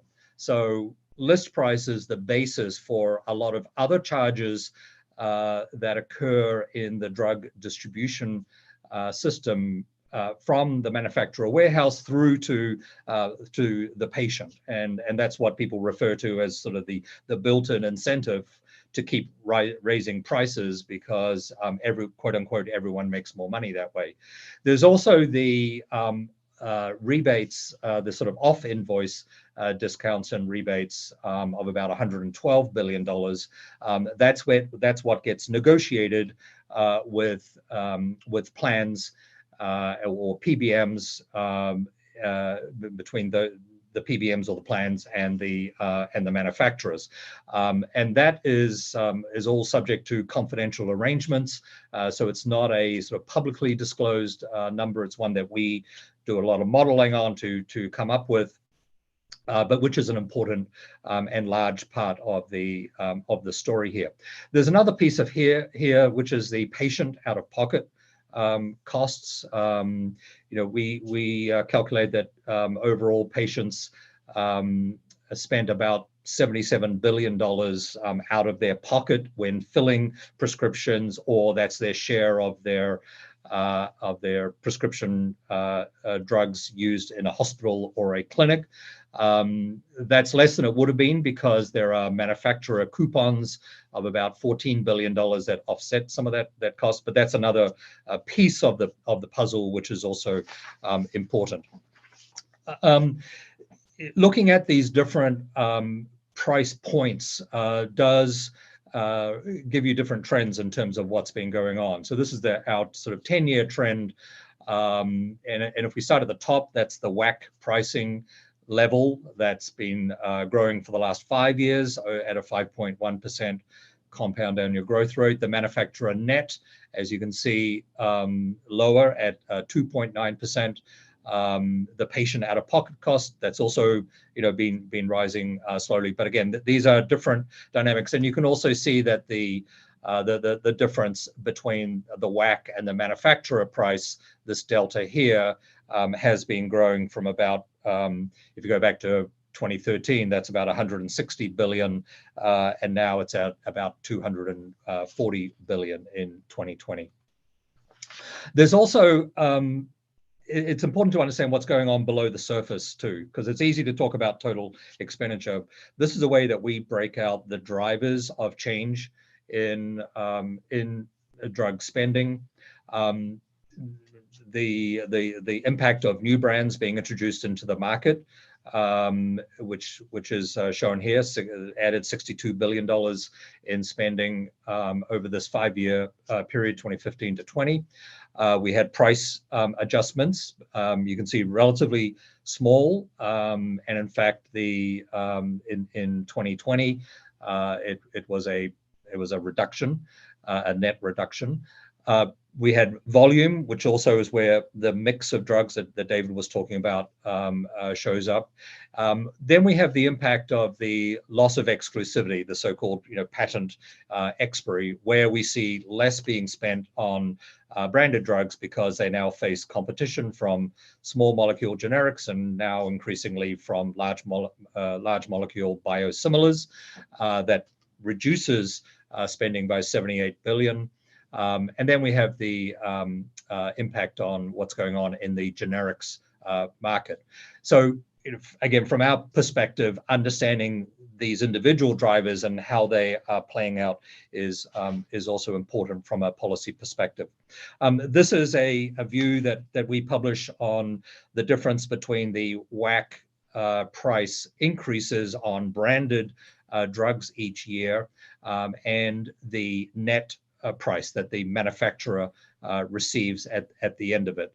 And again, that delta is any incremental or different level of rebate that is being negotiated away. And again, you can see the trajectory of those lines. Let me just close by sort of reflecting a little bit on what we think about in terms of improved drug expenditure statistics. First point is knowing what is included and excluded seems, again, rather basic, but rather important. And again, when we see what gets thrown around in policy discussions, this is always not very clear or made explicit. Understanding whose cost is being measured. Are we talking about the patient cost? Are we talking about the wholesaler's cost?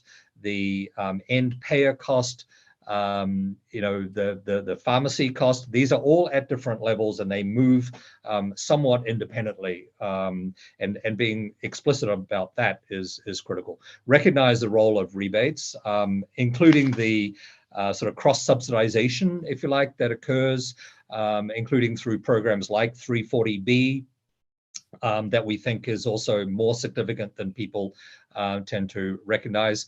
Timeliness is important, and then forecasting, anticipating what's ahead, understanding those dynamics that I talked about and how they're likely to play out, and building that into sort of policy relevant analysis is important.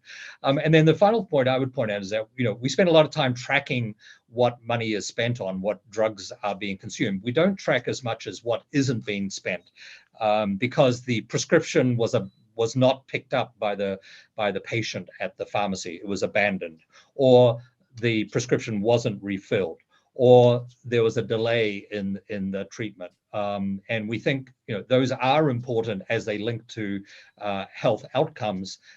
We don't do a very good job anywhere of tracking that. And certainly, as I point out on the right-hand side, we aren't tracking those outcomes. This is where you can get more information, and I welcome if we have time for any questions. Thanks.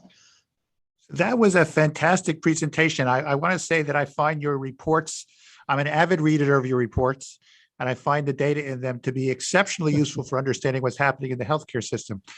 Let me ask you one question about your net price measure. Do you think that this is something the government, speaking not in terms of your business, okay? Do you think that this is something the government should be calculating? Would they have access to the information that they need to calculate net prices? They could. I mean, it's not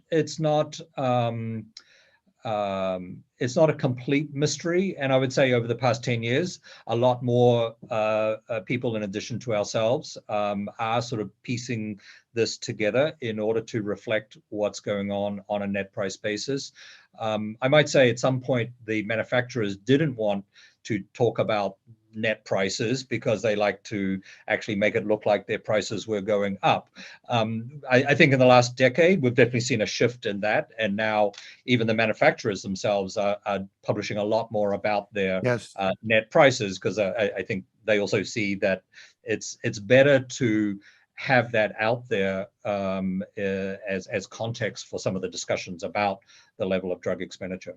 Do you think we need more transparency in the pharmaceutical price system? Well, I think we need more understanding. I'm not the person, David, maybe to say whether more transparency leads to lower prices or indeed higher prices. But I think we definitely need more transparency in terms of understanding what's going on and utilizing the data and the statistics that do exist when considering policy changes.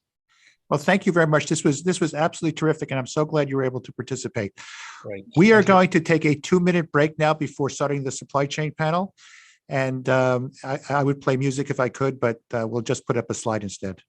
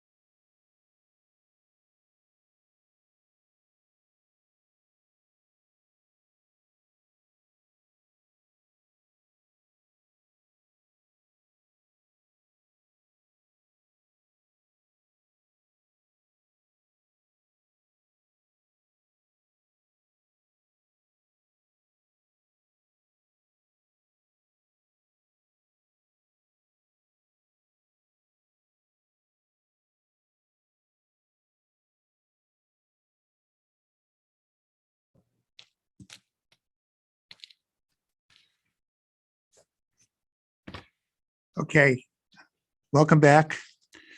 We're now on to the supply chain panel, which is near and dear to my heart because I think that supply chains are probably one of the most misunderstood parts of the global economy that people don't even realize are misunderstood. And our first speaker here will be Robert Johnson of Notre Dame. Robert's research explores how the rise of global value chains has altered trade and macroeconomic interdependence between countries. So he was the perfect person to help explain the gaps in what we know about supply chains. Robert, thank you very much for participating. Take it away. Thank you. Let me share. Oh, sorry. Okay, so I'm happy to be here. I think our session will win this award for most recent ink spilled in the newspapers. We are going to talk about measuring supply chains. So supply chains are everywhere in the news right now. The New York Times has dubbed the current moment the great supply chain disruption. And while current events are certainly a wake-up call, don't let the current media frenzy fool you. It's not the first time anyone has thought about the fact that supply chains are important for economic performance. So the reality is, I'm here to report some good news. The reality is there are many people in the research and policy community that have spent the last decade making huge strides in supply chain analysis. For example, there have been large advances in modeling, i.e. incorporating supply chains into macroeconomic and trade models used for policy analysis and studying their role as a conduit for shocks. Simultaneously, there have been big advances on the data front. In particular, there was a big advance towards pushing or extending the input-output architecture that underlies the national accounts across borders. Many researchers, myself included, have worked to use trade data to link national input-output tables across countries, which has allowed us to sort of trace out global value chains. In addition, there's been a lot of progress very recently on innovative uses of new data sources like value-added tax data and related sources to map out domestic supply networks. And I'll talk more about those issues later. So although I'm here to report some progress, I do, of course, want to emphasize not everything is well. There is a lot we don't know. And the main theme for the talk is going to be, I want to talk about sort of the huge gaps that exist in US data in particular for measuring supply chains. I'll spend most of my time on that. And then I'll spend a few minutes talking about some blind spots in the data in terms of how we measure prices, thinking about prices for material inputs and imports in the data. That's actually, ironically, something that our next panelist has worked quite a bit on. So let me start and just give you a sense of where the holes are in existing data sources for kind of measuring linkages of producers to global value chains. So we have very good data on cross-border shipments. And essentially what happens is we sort of lose track of goods both after they cross the border. So we regulate imports quite extensively, and the government has a history of collecting very good data on imports because it has chosen to tax imports. And as a result, we have this customs data apparatus that tells us at a very detailed level what's crossing the border, but it's not telling us who is using the inputs that cross the border. And so it's tracking those inputs behind the border that I think is the first order issue in thinking about linkages to global supply chains. There's a variety of different issues. One issue is some imported inputs end up not being imported directly by the firms that end up using them. They get fed through intermediaries in the data, for example, wholesalers in the data, and we sort of lose track of what happens to inputs after they go through those intermediaries. A second issue is that even if imports are directly imported by a firm that is going to use them in production, imports then flow down the production chain to downstream users in the production chain. So a stylized fact that we sort of know from the data of various types of data is that there are very few firms that import directly, but many firms are indirectly exposed to importing. So a concrete example would be, suppose you have imported rubber. We can see that at the border.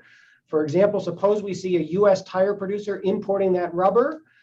Well, then we don't know necessarily what the US tire producer is doing. The tire producer presumably is selling its tires, say, to US car manufacturers, and it's going to look in the data like US car manufacturers aren't importing, but in fact, they're using that imported rubber that's been processed through the value chain. There's another aspect of the value chain that is hidden from us because we can't track imports properly. There's sort of lateral exposure to import shocks that are hidden from our view. A good recent example is sort of the semiconductor example. We import semiconductors, and it turns out imported semiconductors are very important for US auto production. And shortages of semiconductors have led US auto producers to curtail production this year. That has had lateral impacts in the supply chain on all of the other suppliers to those US auto firms. So even though those firms don't look like they're, say, US engine part producing firms don't look like they're directly exposed to trade shocks, they are indirectly exposed through US auto producers. So those are one set of issues on the import side.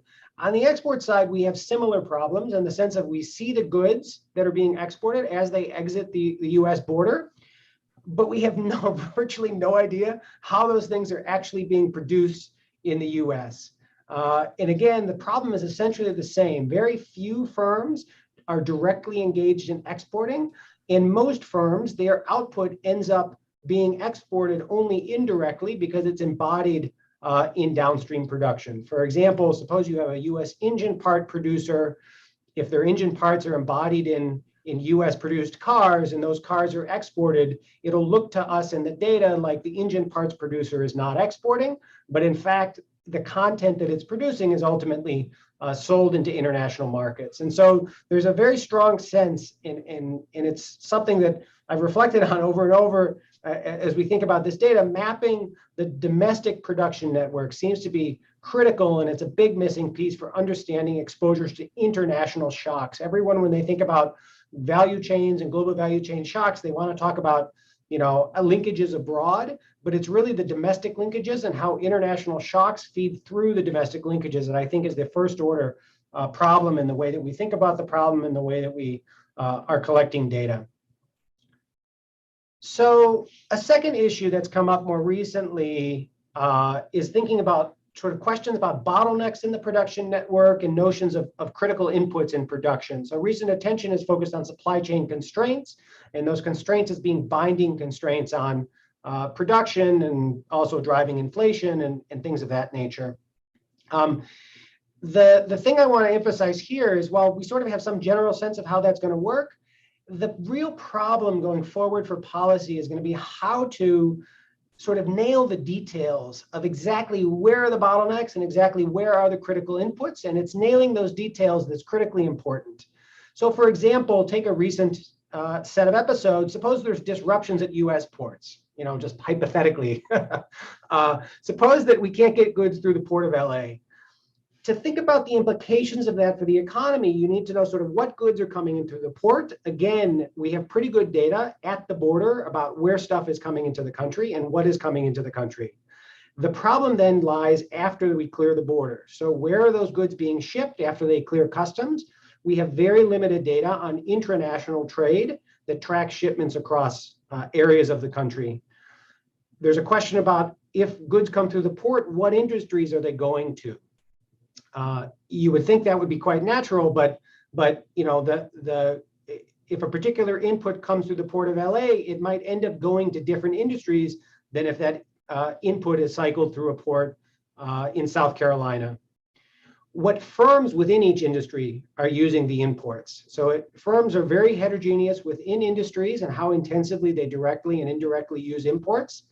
And we have very little information on that in the US. It's also important from an economic sense to think about how important those individual inputs that are being disrupted are to the firm. That's very hard to quantify, and it actually requires sort of economic concepts outside of the data and measurement perspective. The value of the inputs being imported is not necessarily a good indicator of how important those inputs are to the firm. What we've learned is sometimes very low value stuff can turn out to be a bottleneck in the production. For example, glass vials ended up being a huge bottleneck in the production of vaccines. The last thing, related to what I just said is, even if we figure out how important the inputs are to a particular firm, then the firm is linked to other firms through the input-output network. So the bottom line I want to leave you with here is there's going to be a lot of emphasis going forward on thinking about questions of supply chain resilience, and sort of constructing those policies is very difficult in the abstract. We're going to need to have much better data collection to design policies that really do promote resilience. There's a lot we don't know about what it means to be resilient versus not in the supply chain context. So let me say 2 words about data infrastructure. So the gold standard now in the measuring production networks area is essentially to use value-added tax data. So what value-added tax data does in many countries, in order to enforce the value-added tax, essentially all firm-to-firm sales are reported to the government. Sometimes the governments are collecting literally the invoices underlying all those sales, which also have values, quantities, product names, et cetera. And so they have incredibly detailed information on value chain linkages domestically. And this data is becoming available in many countries around the world. Belgium was a leader in this, but Chile's on the frontier as well. And there's a variety of other sources that people are working with too. The big data infrastructure problem I see in the US is we don't have anything that is similar to this notion of a VAT system. Essentially, what we get from the US data infrastructure are fragmented snapshots of individual components of the supply chain. And it's really hard at the moment to put the big picture together, to put those data sources together to form a complete picture of what's going on in the US production network. And so I think the main areas that, one needs to focus on are kind of working off of what's already here.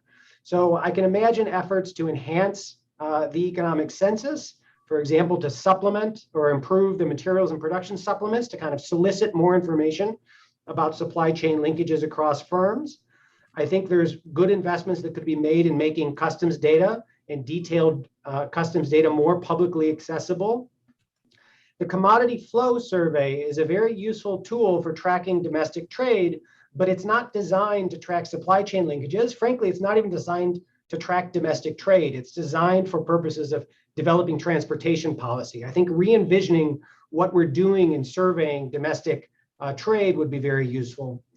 And lastly, there's been some good progress in various places in the literature using financial reporting as a way of measuring supply chain linkages. So for example, currently publicly listed firms are required to disclose their major customers in the US, anyone they sell more than 10% of their revenue to, which is perhaps a bit of a high threshold. And the question is there a way to build into the financial reporting more scope for emphasis on reporting of supply chain vulnerabilities for firms to sort of report where they think their own vulnerabilities lie? And then in addition, I'm interested in asking the question, can we extend the reporting standards that apply to publicly listed firms to potentially non-listed firms? It seems like that's something that could work because many firms are already doing that. I'll just make one final point quickly. This is actually a segue into Susan. I don't know whether she's going to end up talking about any of this, but there are also well-known biases in many of the price indexes related to input use that we use in the US to construct various elements of the national accounts. So for example, we know essentially that the BLS import price indexes don't capture cost savings from substitution across countries. We know that standard deflators being used to deflate input use at the firm level are not capturing cost savings due to substitutions of domestic for foreign suppliers. And then there are higher order concerns in terms of growth in varieties of inputs over time, quality adjustment of the inputs being used over time that are not being currently embedded in these indexes. And altogether, this creates huge measurement biases, potentially huge measurement biases, and thinking about measuring value added, productivity, and other important aspects of the production process. And so I think that's another area that a big push should be made. We sort of know what the sourcing substitution biases are, but very little has actually been done, as far as I know, to address them. I think, again, related to fragmented data infrastructure, there may be ways to use other data sources, for example, customs data, to improve the type of price measurement that's going on. I know there's experimental work underway in that direction, but I think more could be done. In particular, I think more could be done in thinking about how to use the customs data to impute sort of the gains from variety growth and quality adjusted price changes to better measure import prices and the impact of imported inputs on US producers. So I leave you with a bit of a joke. I come to you from one of the great Catholic universities in America to tell you Christmas is not canceled despite the supply chain woes. But it is important, I think, that we use this crisis and all the attention directed at supply chains at the moment to redirect our efforts at the data levels to collect better information on supply chains going forward. So thanks. Thank you. Thank you so much, Robert, for that presentation. I have a question to you about the concept of resiliency. Sure. Okay. Do we have the information? I mean, the question, when you sort of I read the President Biden's 100-day review of supply chains.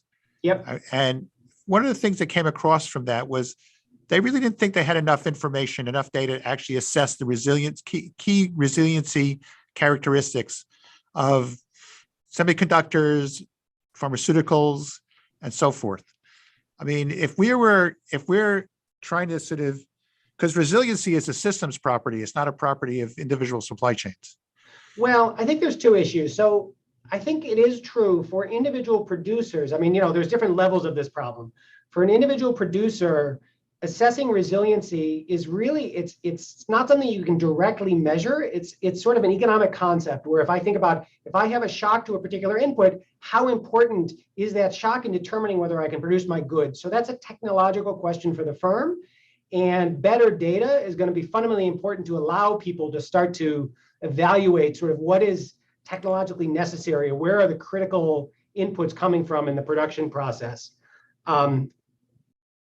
But more broadly, what you raised in terms of the systems issue is then secondarily important. If I think about, seatbelts, a seatbelt fastener, meaning that GM can't produce a car, that's a very low value input to GM, but it may shut down GM's production.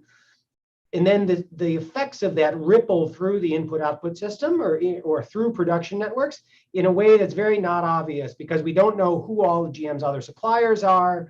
We don't know where GM may be supplying to downstream. So I think there is a sense in which the connectivity of producers matters, but there's also a sense in which there are a lot of open questions about what it means to have a resilient production process and what it means to be a critical input in the production process that I think need to be answered through better use of data and more data being collected.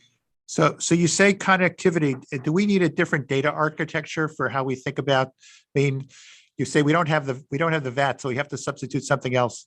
I mean, is there something that we need to sort of, if you were in charge, what would be the first thing you would do?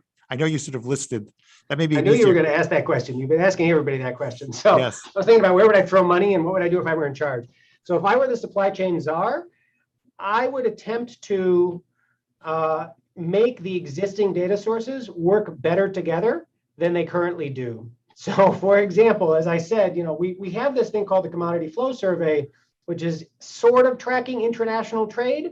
But if I want to sort of track in any reasonable sense how goods are moving from the port of LA to what jurisdictions or what regions of the country those things are moving to, I have very, very little information on that. So thinking about those questions, how can I make the Commodity Flow Survey work more closely with customs data would be very useful. Thinking about how I can make the customs data sources talk more cleanly with the things that the BEA is using to construct, say, input use tables in the national accounts. Those sorts of questions are very important too. So, it's hard to envision a radical revamping of the data infrastructure, but I think there are a lot of ways in which marginal improvements could make the data talk together better in a way that we could really improve our understanding quite a bit. So I'm kind of into the supply chain for the supply chain data. Okay, optimize that supply chain. So before we move on to Sue, is there, and besides talking about Christmas not being canceled, which I'm glad to hear, okay, is there any sort of last word that you'd sort of like to, if there are policymakers or staffers listening, okay, is there any last word you'd like to sort of tell them about tracking supply chains? I think I'll echo what you said at the beginning, which is, I think this has been one of the most underinvested areas in the national accounts infrastructure. The fact that we can't even in the input-output architecture construct an input use table at the sectoral level that relies on sort of primary data sources and not imputation is really problematic, I think, for thinking about input linkages and the role of international shocks in the US economy. And I think we need to remedy this situation because supply chains aren't going away. The global economy is here to stay, and we need that investment. Terrific. Thank you very much for your time today. This was terrific. Thank you. Now we turn to Sue Hausman. Okay, Sue, I looked back at the conference that we put together a few years ago, and here was the title of it: "Measuring Globalization: Better Trade Statistics for Better Policy."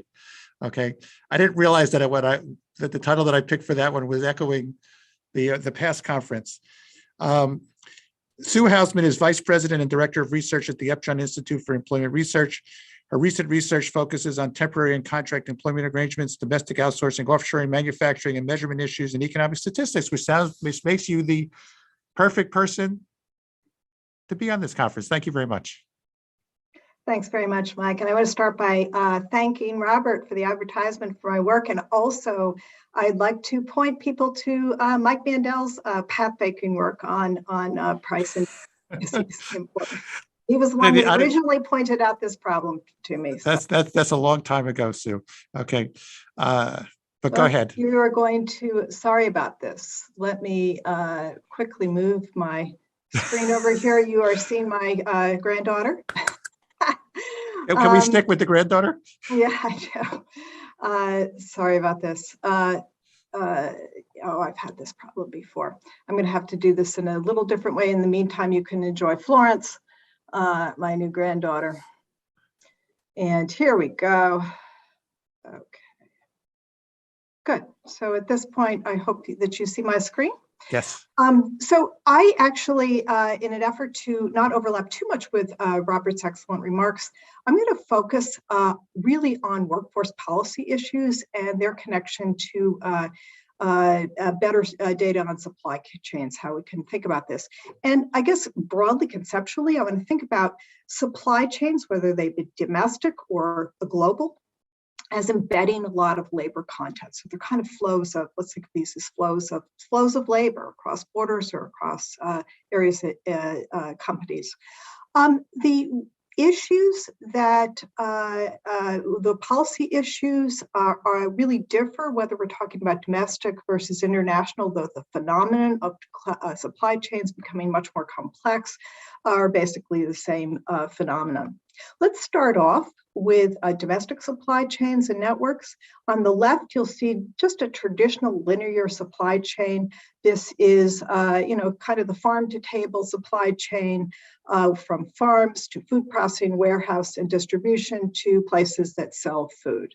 But supply chains have become more complex.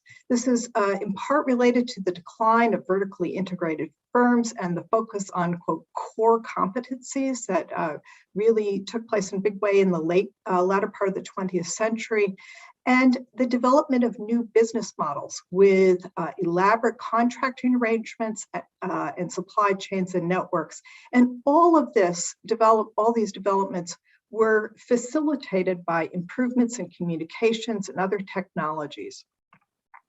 So here, I'm just going to quickly depict a supply chain with many contractual patterns. So the example is a hotel company, but the hotel in the hotel industry, by and large, large companies like Hilton or Marriott and the like don't run their own franchises. So if you go to stay in a hotel, you're likely staying in a hotel that's owned by an independent business. The larger company controls much of what goes on, but it does not employ the low-wage workers that by and large work in the hotels. The hotel, in turn, will outsource many ancillary services, is likely to, such as landscaping, security, industrial laundry. Even the person at the front desk may be supplied by a staffing company. And the hotel buys, linens, furniture, and the like. In this day and age, probably almost undoubtedly produced overseas, but that will come and land in a warehouse first in the US. Unless we're talking about Amazon, which is the exception, warehouses make extensive use of temporary staffing companies. So many of the workers will not actually be employees of the company owning the warehouse. When that goes out to be shipped to the hotel and other customers, the trunking company may very well employ workers as independent contractors. So that just gives you an example of some of the contractual patterns in what we might think of a supply chain or supply network. So what are the implications for workers and the policy concerns? Well, one thing that a stylized fact that's been established recently is that workers are being sorted into firms by skill levels. Low-wage workers increasingly are being working with other low-wage workers, and high-wage workers with high-wage workers in firms. Some evidence connects this to outsourcing and to the growth in earnings inequality. The outsourcing of low-wage workers has also been linked to increased wage and hours violations in unsafe workplaces in some instances. Workers, as I've already noted, often are hired as independent contractors. What does that mean? Why is that important? Well, for one, they're not covered by employment and labor laws. They're not covered by unemployment insurance compensation, nor are they eligible for employer-provided benefits. They're completely outside the social safety net or system of social protections that were developed by many of them starting in the Great Depression to help protect workers. They're outside that system. Although there are many good reasons for companies to outsource, to develop these complicated contractual arrangements, lowering liability for workers is sometimes a motivation for that. So this has given rise to a number of policy debates. Let me mention a couple. One is, what should be the joint employer responsibility for employers, specifically in the context of contracting or other business models like franchising? What responsibility do client firms have for their contract workers, or workers in other parts of the supply chain? What responsibility do franchisors have for workers and franchisees? For example, does a business, a movie theater that hires workers for cleaning, or does McDonald's, have responsibility if the contract cleaning company doesn't pay its workers? It engages in wage theft. Those are debates and sources of potential policy change that were a very important part of the agenda in the Obama administration. There was efforts to tighten regulations around joint employer legal responsibilities in these kinds of contracting cases or franchisors, or discussion, at least in the case of franchise businesses. And what was passed was largely undone by the Trump administration, but it's an ongoing debate. Another debate is, should we be extending the social safety net to independent contractors? Should we be developing new policies to facilitate their access to health insurance benefits or retirement plans? And should unemployment insurance and workers' compensation be extended to independent contractors? Some of you may remember that during the pandemic, at the peak of the pandemic, with the payments of pandemic unemployment assistance, the PUA benefits that were designed to go to independent contractors and others who might not qualify for normal UI benefits, a staggering up to 40% of the workers receiving UI benefits at some points in time during that period were receiving these kinds of benefits, suggesting that it was a larger problem. So whether we take steps to tighten joint employer responsibility or extend social safety nets and the like really depends to a large degree on how large these phenomena are. The first thing a legislator or other policymaker asks me and others in thinking about these things is, well, what's been the growth in outsourcing? Where is it occurring? What are its implications for workers? And how big is the independent contractor or gig workforce? We don't have very good answers to those questions. We don't because of data gaps. So let me now spend a little bit of time on how we might improve data to inform these debates. So we need better information on supply chains. Robert went into quite a lot of detail on this, so I won't repeat what he said. But we need information on who purchases what. Census, as he's noted, continues to make improvements in this area. They've but outside of materials purchases by manufacturers, it's often limited. I'm going to really emphasize the need for more detailed data on purchases of services from other businesses and the use of independent contractors, querying that in some of the business surveys that we conduct. Ideally, data should distinguish between domestic and foreign suppliers. We don't do that in the United States. That was a point Robert made. Such data is really necessary to study the implications of outsourcing for workers, to answer questions like, to what degree has it contributed to earnings inequality in the US? Is even tightening joint employer status warranted? We have a lot of case study evidence of that, but not systematic evidence. It requires more systematic data on supply chains, basically. So we also, I mentioned collecting some data. It is in the tax data, but not in survey data so far, except for some experimental surveys. But we need better data on self-employment in the US, especially independent contractors and workers in what we might think of as informal or non-employee arrangements. The main source of data on self-employment comes from our flagship household surveys, the Current Population Survey, the American Community Survey. But a growing body of evidence, including some by our next speaker, John Holtwanger, and co-authors, suggests that there has been a substantial understatement of self-employment, partly because many independent contractors appear to be coded as employees.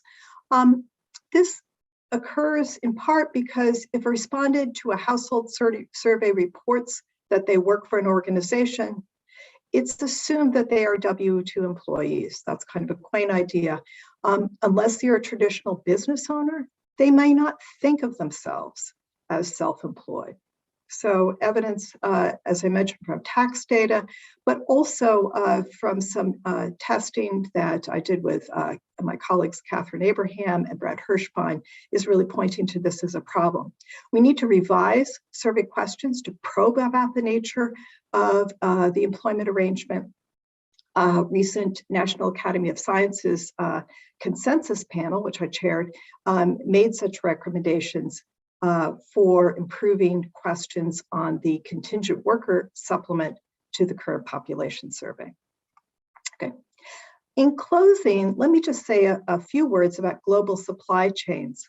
So supply chains, of course, extend across borders, and the rapid growth of international trade reflects the development of complex global supply chains. As is pointed out, goods may cross international borders many times, and the growth in international trade includes very rapid growth in services trade. So we see with this a much wider range of occupations subject to global competition in recent years. Some of us who have been studying this for a while may recall roughly a decade or so ago, there was a lot of attention paid to services offshoring and what occupations were becoming more vulnerable. That very little has been written on that recently, and I think it's in part because of lack of data. So what are the workforce policy issues involved? For one, what is the competitiveness of the American workforce in both high and low skilled occupations? Historically, we've often thought, well, it's the production workers who are most vulnerable, but it's also, it is a much broader range of occupations. It includes our engineers and other people in IT and R&D. And then how is globalization affecting future demand for workers by occupation and skill level? We need this kind of information for developing sensible education and workforce policies. So to conclude, what kind of data gaps exist and potential improvements that could be made? In terms of measuring the competitiveness of workers, there's a need for comparisons of wage and benefit levels and productivity in countries. Robert mentioned some price index problems. I'm not, in the interest of time, going to go into this, but this whole comparison of wages is kind of, in a simple way, touches on this. Recently, over the Thanksgiving holiday, in fact, an analyst for one of the big investment houses threw out that engineers in India and generic drug production could be cost just a mere fraction of the cost of hiring someone in the United States. That's the kind of information that we really want to know about, and that was a large a part of why we didn't see generic drug manufacturing in the U.S. anymore. But that's the kind of thing that we want to understand. Historically, we've only looked at manufacturing workers, in particular production workers, but we want to think about this more broadly. A decade roughly ago, the International Labor Comparisons Program at the Bureau of Labor Statistics was ended. It was cut as part of a belt tightening exercise. This gets back to a point that many people have made, preceding speakers have made, which is the under-resourced statistical agencies. Anyway, that was cut. Some of their tasks were picked up by the Conference Board, and some of this is being done by OECD. But I think there's probably room here to reinstate the International Labor Comparisons Program at BLS, to study perhaps special sectors and to fill in some of the gaps that are needed for policies. And finally, we need to assess the implications for future demand in occupations, for occupations and skills. Robert touched on the need to fill in the flows of goods and services across borders. He's done a lot of work on building what are sometimes called world input-output tables. There have been recent efforts to improve measures, but many gaps remain, especially in the services area, which is are really important flows of workers, effectively flows of workers across borders. And then my final suggestion is that we should be thinking about linking occupational data to by industry to trade data to model the impacts. Despite these data gaps that exist, use the data that we have so far to model what to better understand the labor skills embedded in import and export flows, and to understand the impacts of trade on American workers. So I will close with that. Thank you so much, Sue. That was terrific. We do have a question from the audience, from Andrew Reamer, who you know, and he asks, what's the potential contribution of the new investigation announcement this week by the US ITC on the distributional effects of US trade and trade policy on US workers? Sorry, so what is the potential effects of that? What's the potential contribution in terms of data from this new investigation? Yeah, I mean, you know what, the point that I was making is we don't quite have all the data that we need to really answer those questions, and there's going to be more development, but certainly one could take a first pass at that. I think that's a really important question. That one thing that an investigation like that can do is actually point out where the data gaps are, rather than pretending they don't exist. Let me just address one thing that you raised about the sorting of workers and by skill levels. One of the things that is interesting to me when I look back at a company like Kodak is that you had production workers in the same organization as research workers and kind of pulled up the wages of the production workers. And I think this is a very fruitful area of research at this point. And one of the weird data sets that I look at is companies are now required to report the salary, the earnings of their median workers and on their financial reports. And one thing which is striking is different companies in the same industry have very different medians, suggesting that they have very different strategies for the way that they assemble their workforces. Have you thought about this at all? Oh, yes, very definitely. I think it affects lots of things, including our productivity measures, by the way, because the big question here is, do these differences reflect different patterns of outsourcing? Or other business models, or if they hived off their low-wage workers. There is some research evidence to suggest that this kind of hiving has pushed down wages. When you concentrate workers into lower wage firms, it becomes a mechanism for over time lowering wages. But also we just don't know. We don't know the degree. So we have a stylized fact that much of the productivity growth is being driven by these high wage superstar firms. And is that because they are so much more innovative?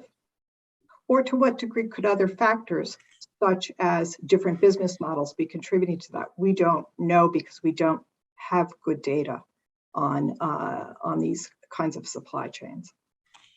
These are really important points. And I know that I think about this, I think I've written a lot about wages in the e-commerce industry, where you have, I think either you or Robert mentioned this, Amazon has followed the strategy of having its e-commerce fulfillment workers in the same benefit structure as the whole company. Okay. And it produces a very different sort of flavor than if you separate them out. Yes, exactly. And just to close on Amazon, that's a really interesting point that I recently had hosted a mini convening on that discussed precisely that issue. But you'll also note Amazon is the exception rather than the rule in terms of hiring its own warehouse workers. But you'll notice that Amazon has also outsourced its drivers. So they are by and large independent contractors. So the person who delivers your Amazon package in all likelihood is an independent contractor, not an employee of Amazon. Well, this is all very interesting stuff, and I really thank you for your presentation here. Okay, now we'll turn to the final presenter, John Halterwanger, and who will end the conference with some thoughts about real-time statistics. John, I am so glad to have John as part of this. He's a distinguished university professor in the Department of Economics at the University of Maryland. He served as chief economist of the U.S. Census Bureau. He is research associate of the National Bureau of Economic Research, a senior research fellow at the Center for Economic Studies at the Census Bureau, a fellow of the Society of Labor Economics and the Econometric Society. And perhaps most important, he's played a major role in developing and studying U.S. longitudinal firm-level data, and that the statistical and measurement methods he has helped to develop to measure and study firm dynamics are increasingly used by statistical agencies around the world. So he's going to talk about a real-time measurement, which is incredibly important. And go ahead, John. Okay, great. So this has been, thanks for Michael for putting all this together. And I very much have enjoyed everybody else's remarks. And so, and I'll try to be brief. We're trying to make sure we get out of here on a timely basis.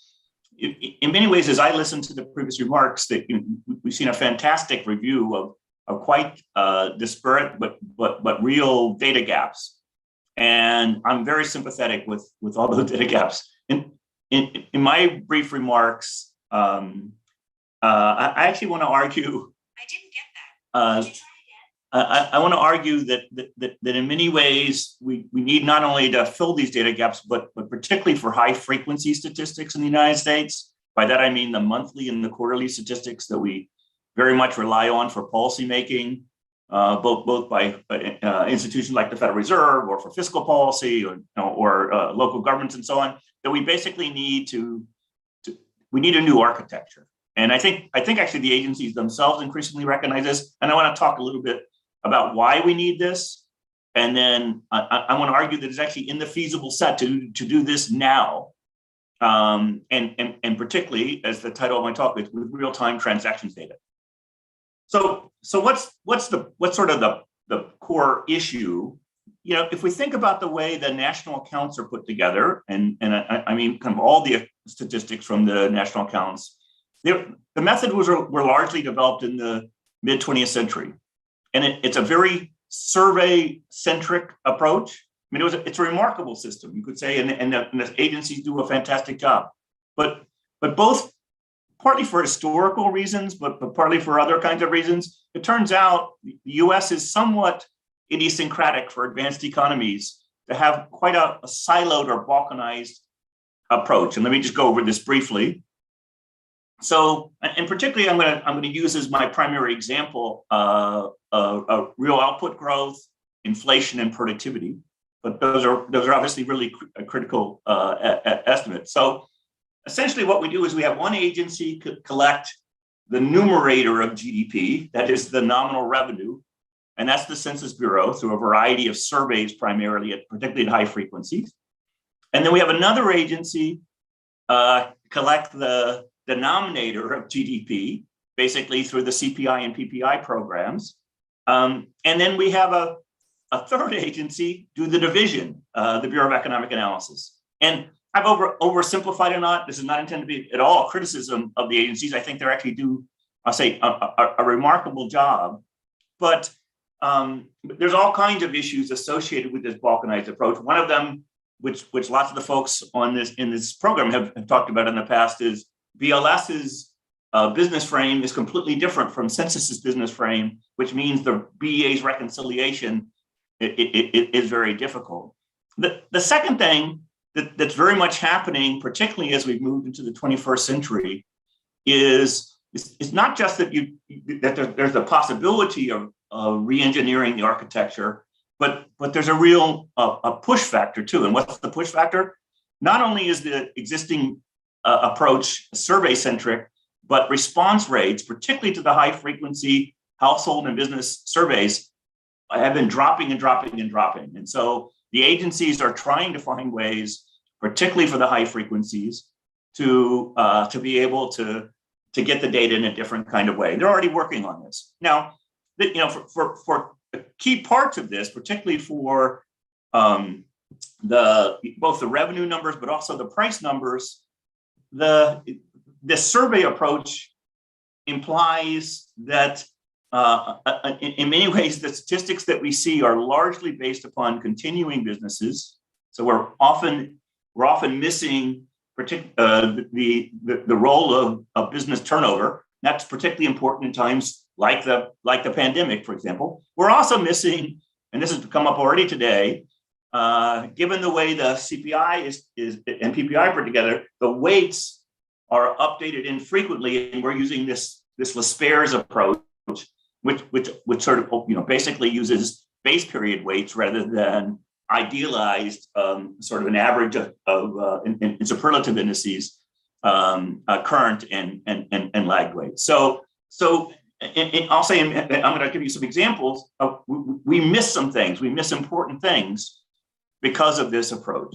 Now, what's the idea that lots of us are trying to explore is we increasingly recognize, we kind of recognize this for the last couple of decades, but I think we now recognize we could actually do this now, is there's literally a fire hose of transactions level data, particularly for the retail trade sector, but for other sectors as well. But in a project that I'm working on with folks at the Census Bureau, but also at the University of Michigan, we're tapping into this kind of data from a variety of different sources, both from internet retailers, brick and mortar firms, from aggregators. I'm going to tell you very briefly about what we've gotten out of an aggregator. By aggregator, I mean somebody like Nielsen or the NPD product group. And the thing about this data is they're sitting on top of, at the item level, literally, some particular item of goods, they're sitting on top of both the price of those items, the quantities of those items, and the product characteristics. And it's particularly the latter that turns out also to be very important, because that means that not only can you put together these statistics in an integrated, consistent manner, but you can actually do quality change at scale. Because if you indeed have you have the product characteristics for the full set of goods, you have the opportunity, for example, to do odonics at scale. It's important to note, for example, the CPI only has about 7% of its products that have quality adjustment with odonics. The BLS tries to do other things, but I think it's pretty clear, and I'll give you some evidence of this in just a second, that those methods are imperfect. So in principle, if we could figure out a way to harvest this fire hose of data, and various people have ideas about how to do that, we could produce, I'd say, better data, truly real-time kind of data, more granular than our high-frequency data are. And we could even go after, because we had so much granularity, we could go after distributional kind of statistics as well. So just to give you one example from this project, I won't go through the details of this, but this is a reasonably mundane consumer product, but this is based upon price, quantity, and attribute data from the NPD product group. it's actually a pretty interesting product, coffee makers. It turns out over this particular sample period that we had this data where we had literally the universal coverage of all the PQ and attributes sold in the United States. This was during a period of time where there was this big shift to single serve pod makers. So I again won't go through the details here, but you can see here the L'Espère's index is essentially what the CPI is doing, and you can see even without doing any more quality adjustment, just having, I'll say, the real time weights that allow you to do a Tornquist or a Fisher, you get quite a big change for this relatively mundane product. And then on top of that, because you have the attributes data, and I won't go through the detailed methods, whatever, you get another non-trivial kick. By the way, I should note in other more high-tech products, we find even a bigger kick from the quality adjustment as you would expect. But one thing that we've been struck by as we've done this, by the way, we've done this across all kinds of different goods, is literally every product group, it looks as though we're overstating the rate of inflation because we're not taking into account both the changing product turnover. We're not picking up, and I think this has come up earlier today, we're not picking up the amazing increase in variety that goes on. And indeed, that's a source of quality improvement as well. So I've already kind of made these points, and I want to kind of bring this to a close. I mean, if we could pull off this re-engineering, lots of things would be possible. One is, I think we'd have a real shot at capturing quality change at scale. Would we get at all the kinds of things I heard about today? The answer is no, not immediately, but at least we kind of get the core right. And I think the evidence is so far from this kind of work is that we're overstating inflation, both from the substitution bias. That's an old point, but it turns out now with these item level data that we can really get our arms around how big that bias is. And second, we can do quality adjustment at scale.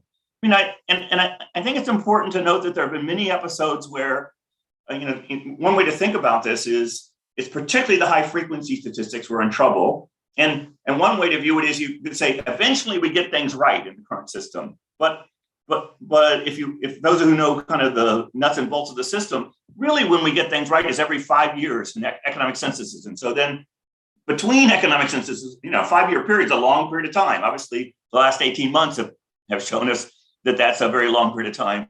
That the current estimates, both on prices side and on the quantity side, they're too smooth. They use outdated weights. There's lots of interpolation, extrapolation, and so on. And what are examples where we got things really wrong?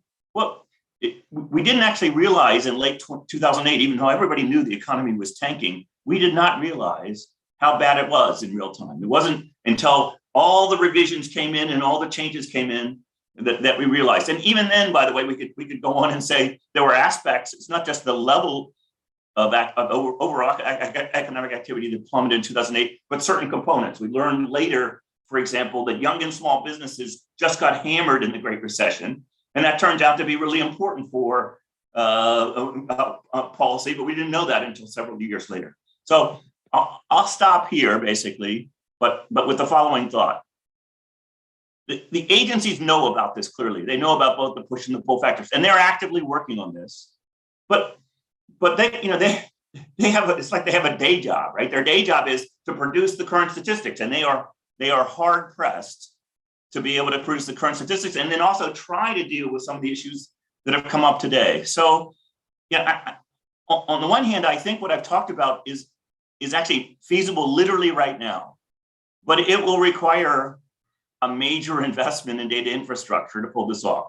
I mean, literally, it will require both the resources to pull this off, and also it will require some consideration of changing the architecture, not only of the data, but the agencies themselves. I'll stop there. Well, that has been fantastic, John. I mean, and you've really made the point that I wanted to end this conference with is not only are there problems, but there's things that we can do about this at this point. So I'm going to ask a weird question. Right? I mean, Robert talked about, don't waste a good crisis. What would the sort of crisis look like that would force, if you look back at the history of GDP, we didn't put the money into GDP randomly. We put it in basically because of World War II, and a little bit because of the Depression, but mostly because of World War II. What sort of crisis would we be able to avoid with this sort of investment that would stimulate Congress to be willing to sort of ante up the money? Because I'm thinking about this in a practical terms at this point. How can we make this argument? Because you're very convincing. So we're we can make lots of arguments out of the Great Recession about all the things we missed. I think I could go on. I gave you kind of one piece of it. What's a little harder to do, but I think we'd like to kind of get there, is I think there's a good case. We're mismeasuring things terribly during the pandemic. I actually think we really don't know what the rate of inflation is. Inflation is getting an enormous amount of attention. The market basket of goods has changed dramatically in the pandemic, and our current system is just not picking that up. And so exactly which direction those biases go is pretty complicated, actually. So I don't want to say I know for a fact that which direction we're overstating or understating, but am I convinced that we're misstating the rate of inflation? Yeah. By the way, there are some people who've argued, for example, I talked a little bit about this. The substitution bias that I talked about has been especially important over this 18 months, and so that the fact that we're using all these spares indicators is we are actually overstating. Others have. I've been talking, for example, to Todd Johnson at NPD, who's the CEO of NPD, about all this because we're working with this data. He's actually very interested in the idea that the mix of products that consumers are buying are actually constrained by some of the supply constraints that both Robert and Sue were talking about. And so if it's being driven by supply constraints, then that's what the product mix is changing because of those reasons. That pushes in the other direction. I mean, that's true increases in prices that are inflationary, associated with the supply chain. So anyway, I think we're probably missing things badly on the inflation up front. And I think the other thing that I think we're struggling with greatly is this is related to the first set of remarks from Diane and Shane, is do we really believe the productivity statistics over the last decade or more? So because if you take them seriously, we've been in a period. Who knows what's going on in the pandemic? That's a whole nother ballgame. But we're in a period of just anemic productivity growth, and so the technological, and so that's where people like Shane and Diane kind of say, well, there's all these zero price goods, and Eric Rundolson saying, all these kinds of AIs kicking it in these various ways, and the numbers are just behind. And so, I think that makes policy incredibly difficult for both monetary fiscal policy and even distributional policy. So it is true. So Michael, great question is how can we make, come up with, I'll call it the 10 examples that just make the case overwhelming, because it's, the set of people who are still here or who are here all day, in some sense, we truly are preaching to the choir, right? There are more. We are live streaming, incidentally, so there's many more people than you see. Okay. But in any event, lots of the folks here are probably saying, yeah, this makes sense. And so you're exactly right. Is part of this is to kind of come up with the I'll say, and 10 is not a magic number, but a small number of examples that say, look, we need a major investment in the statistical infrastructure. We've just passed trillions of dollars for infrastructure, and one key piece of infrastructure for the economy is the data infrastructure. And so we need to make that case. Okay, I think that's a really good note to end this conference on. Thank you so much, John, for your time, and thank all the other panelists for their time as well, because this is well, actually see. Let's see. We have one more question. Okay. And let's take that. If this is, once again, it's from Andrew Reamer. If the improvements you propose were implemented, to what extent would be improving existing indicators, And to what extent would we be creating new ones? I think the core of what I'm talking about is improving existing ones. But I think then if we are as nimble as we can get with these transactions level data or sort of harvesting the data, I think then we have an ability to produce new statistics and potentially address some of the issues that were talked about earlier today. And so the question is, to what extent, and this is a good question for all the previous panelists as well, is harvesting the transactions level data, not just in the retail trade sector, but just in, I'll say in general, all the digitized data that's out there. How can that fill in the data gaps that we heard about earlier today? I think that's a great question to end on. And thanks to you, thanks to all the other participants. And this is, we intend to continue on this. We are going to put this conference online. We're going to put out a summary paper of the policy implications, and we intend to follow up on this because as part of the Innovation Frontier Project, innovation in statistics is one of our key focus areas. Thank you very much, and you have a great day. And thank you to everybody who came in and out over this very long conference. And feel free to sort of get in touch with us if you're interested in getting a copy of the paper. Thank you very much. Have a great day.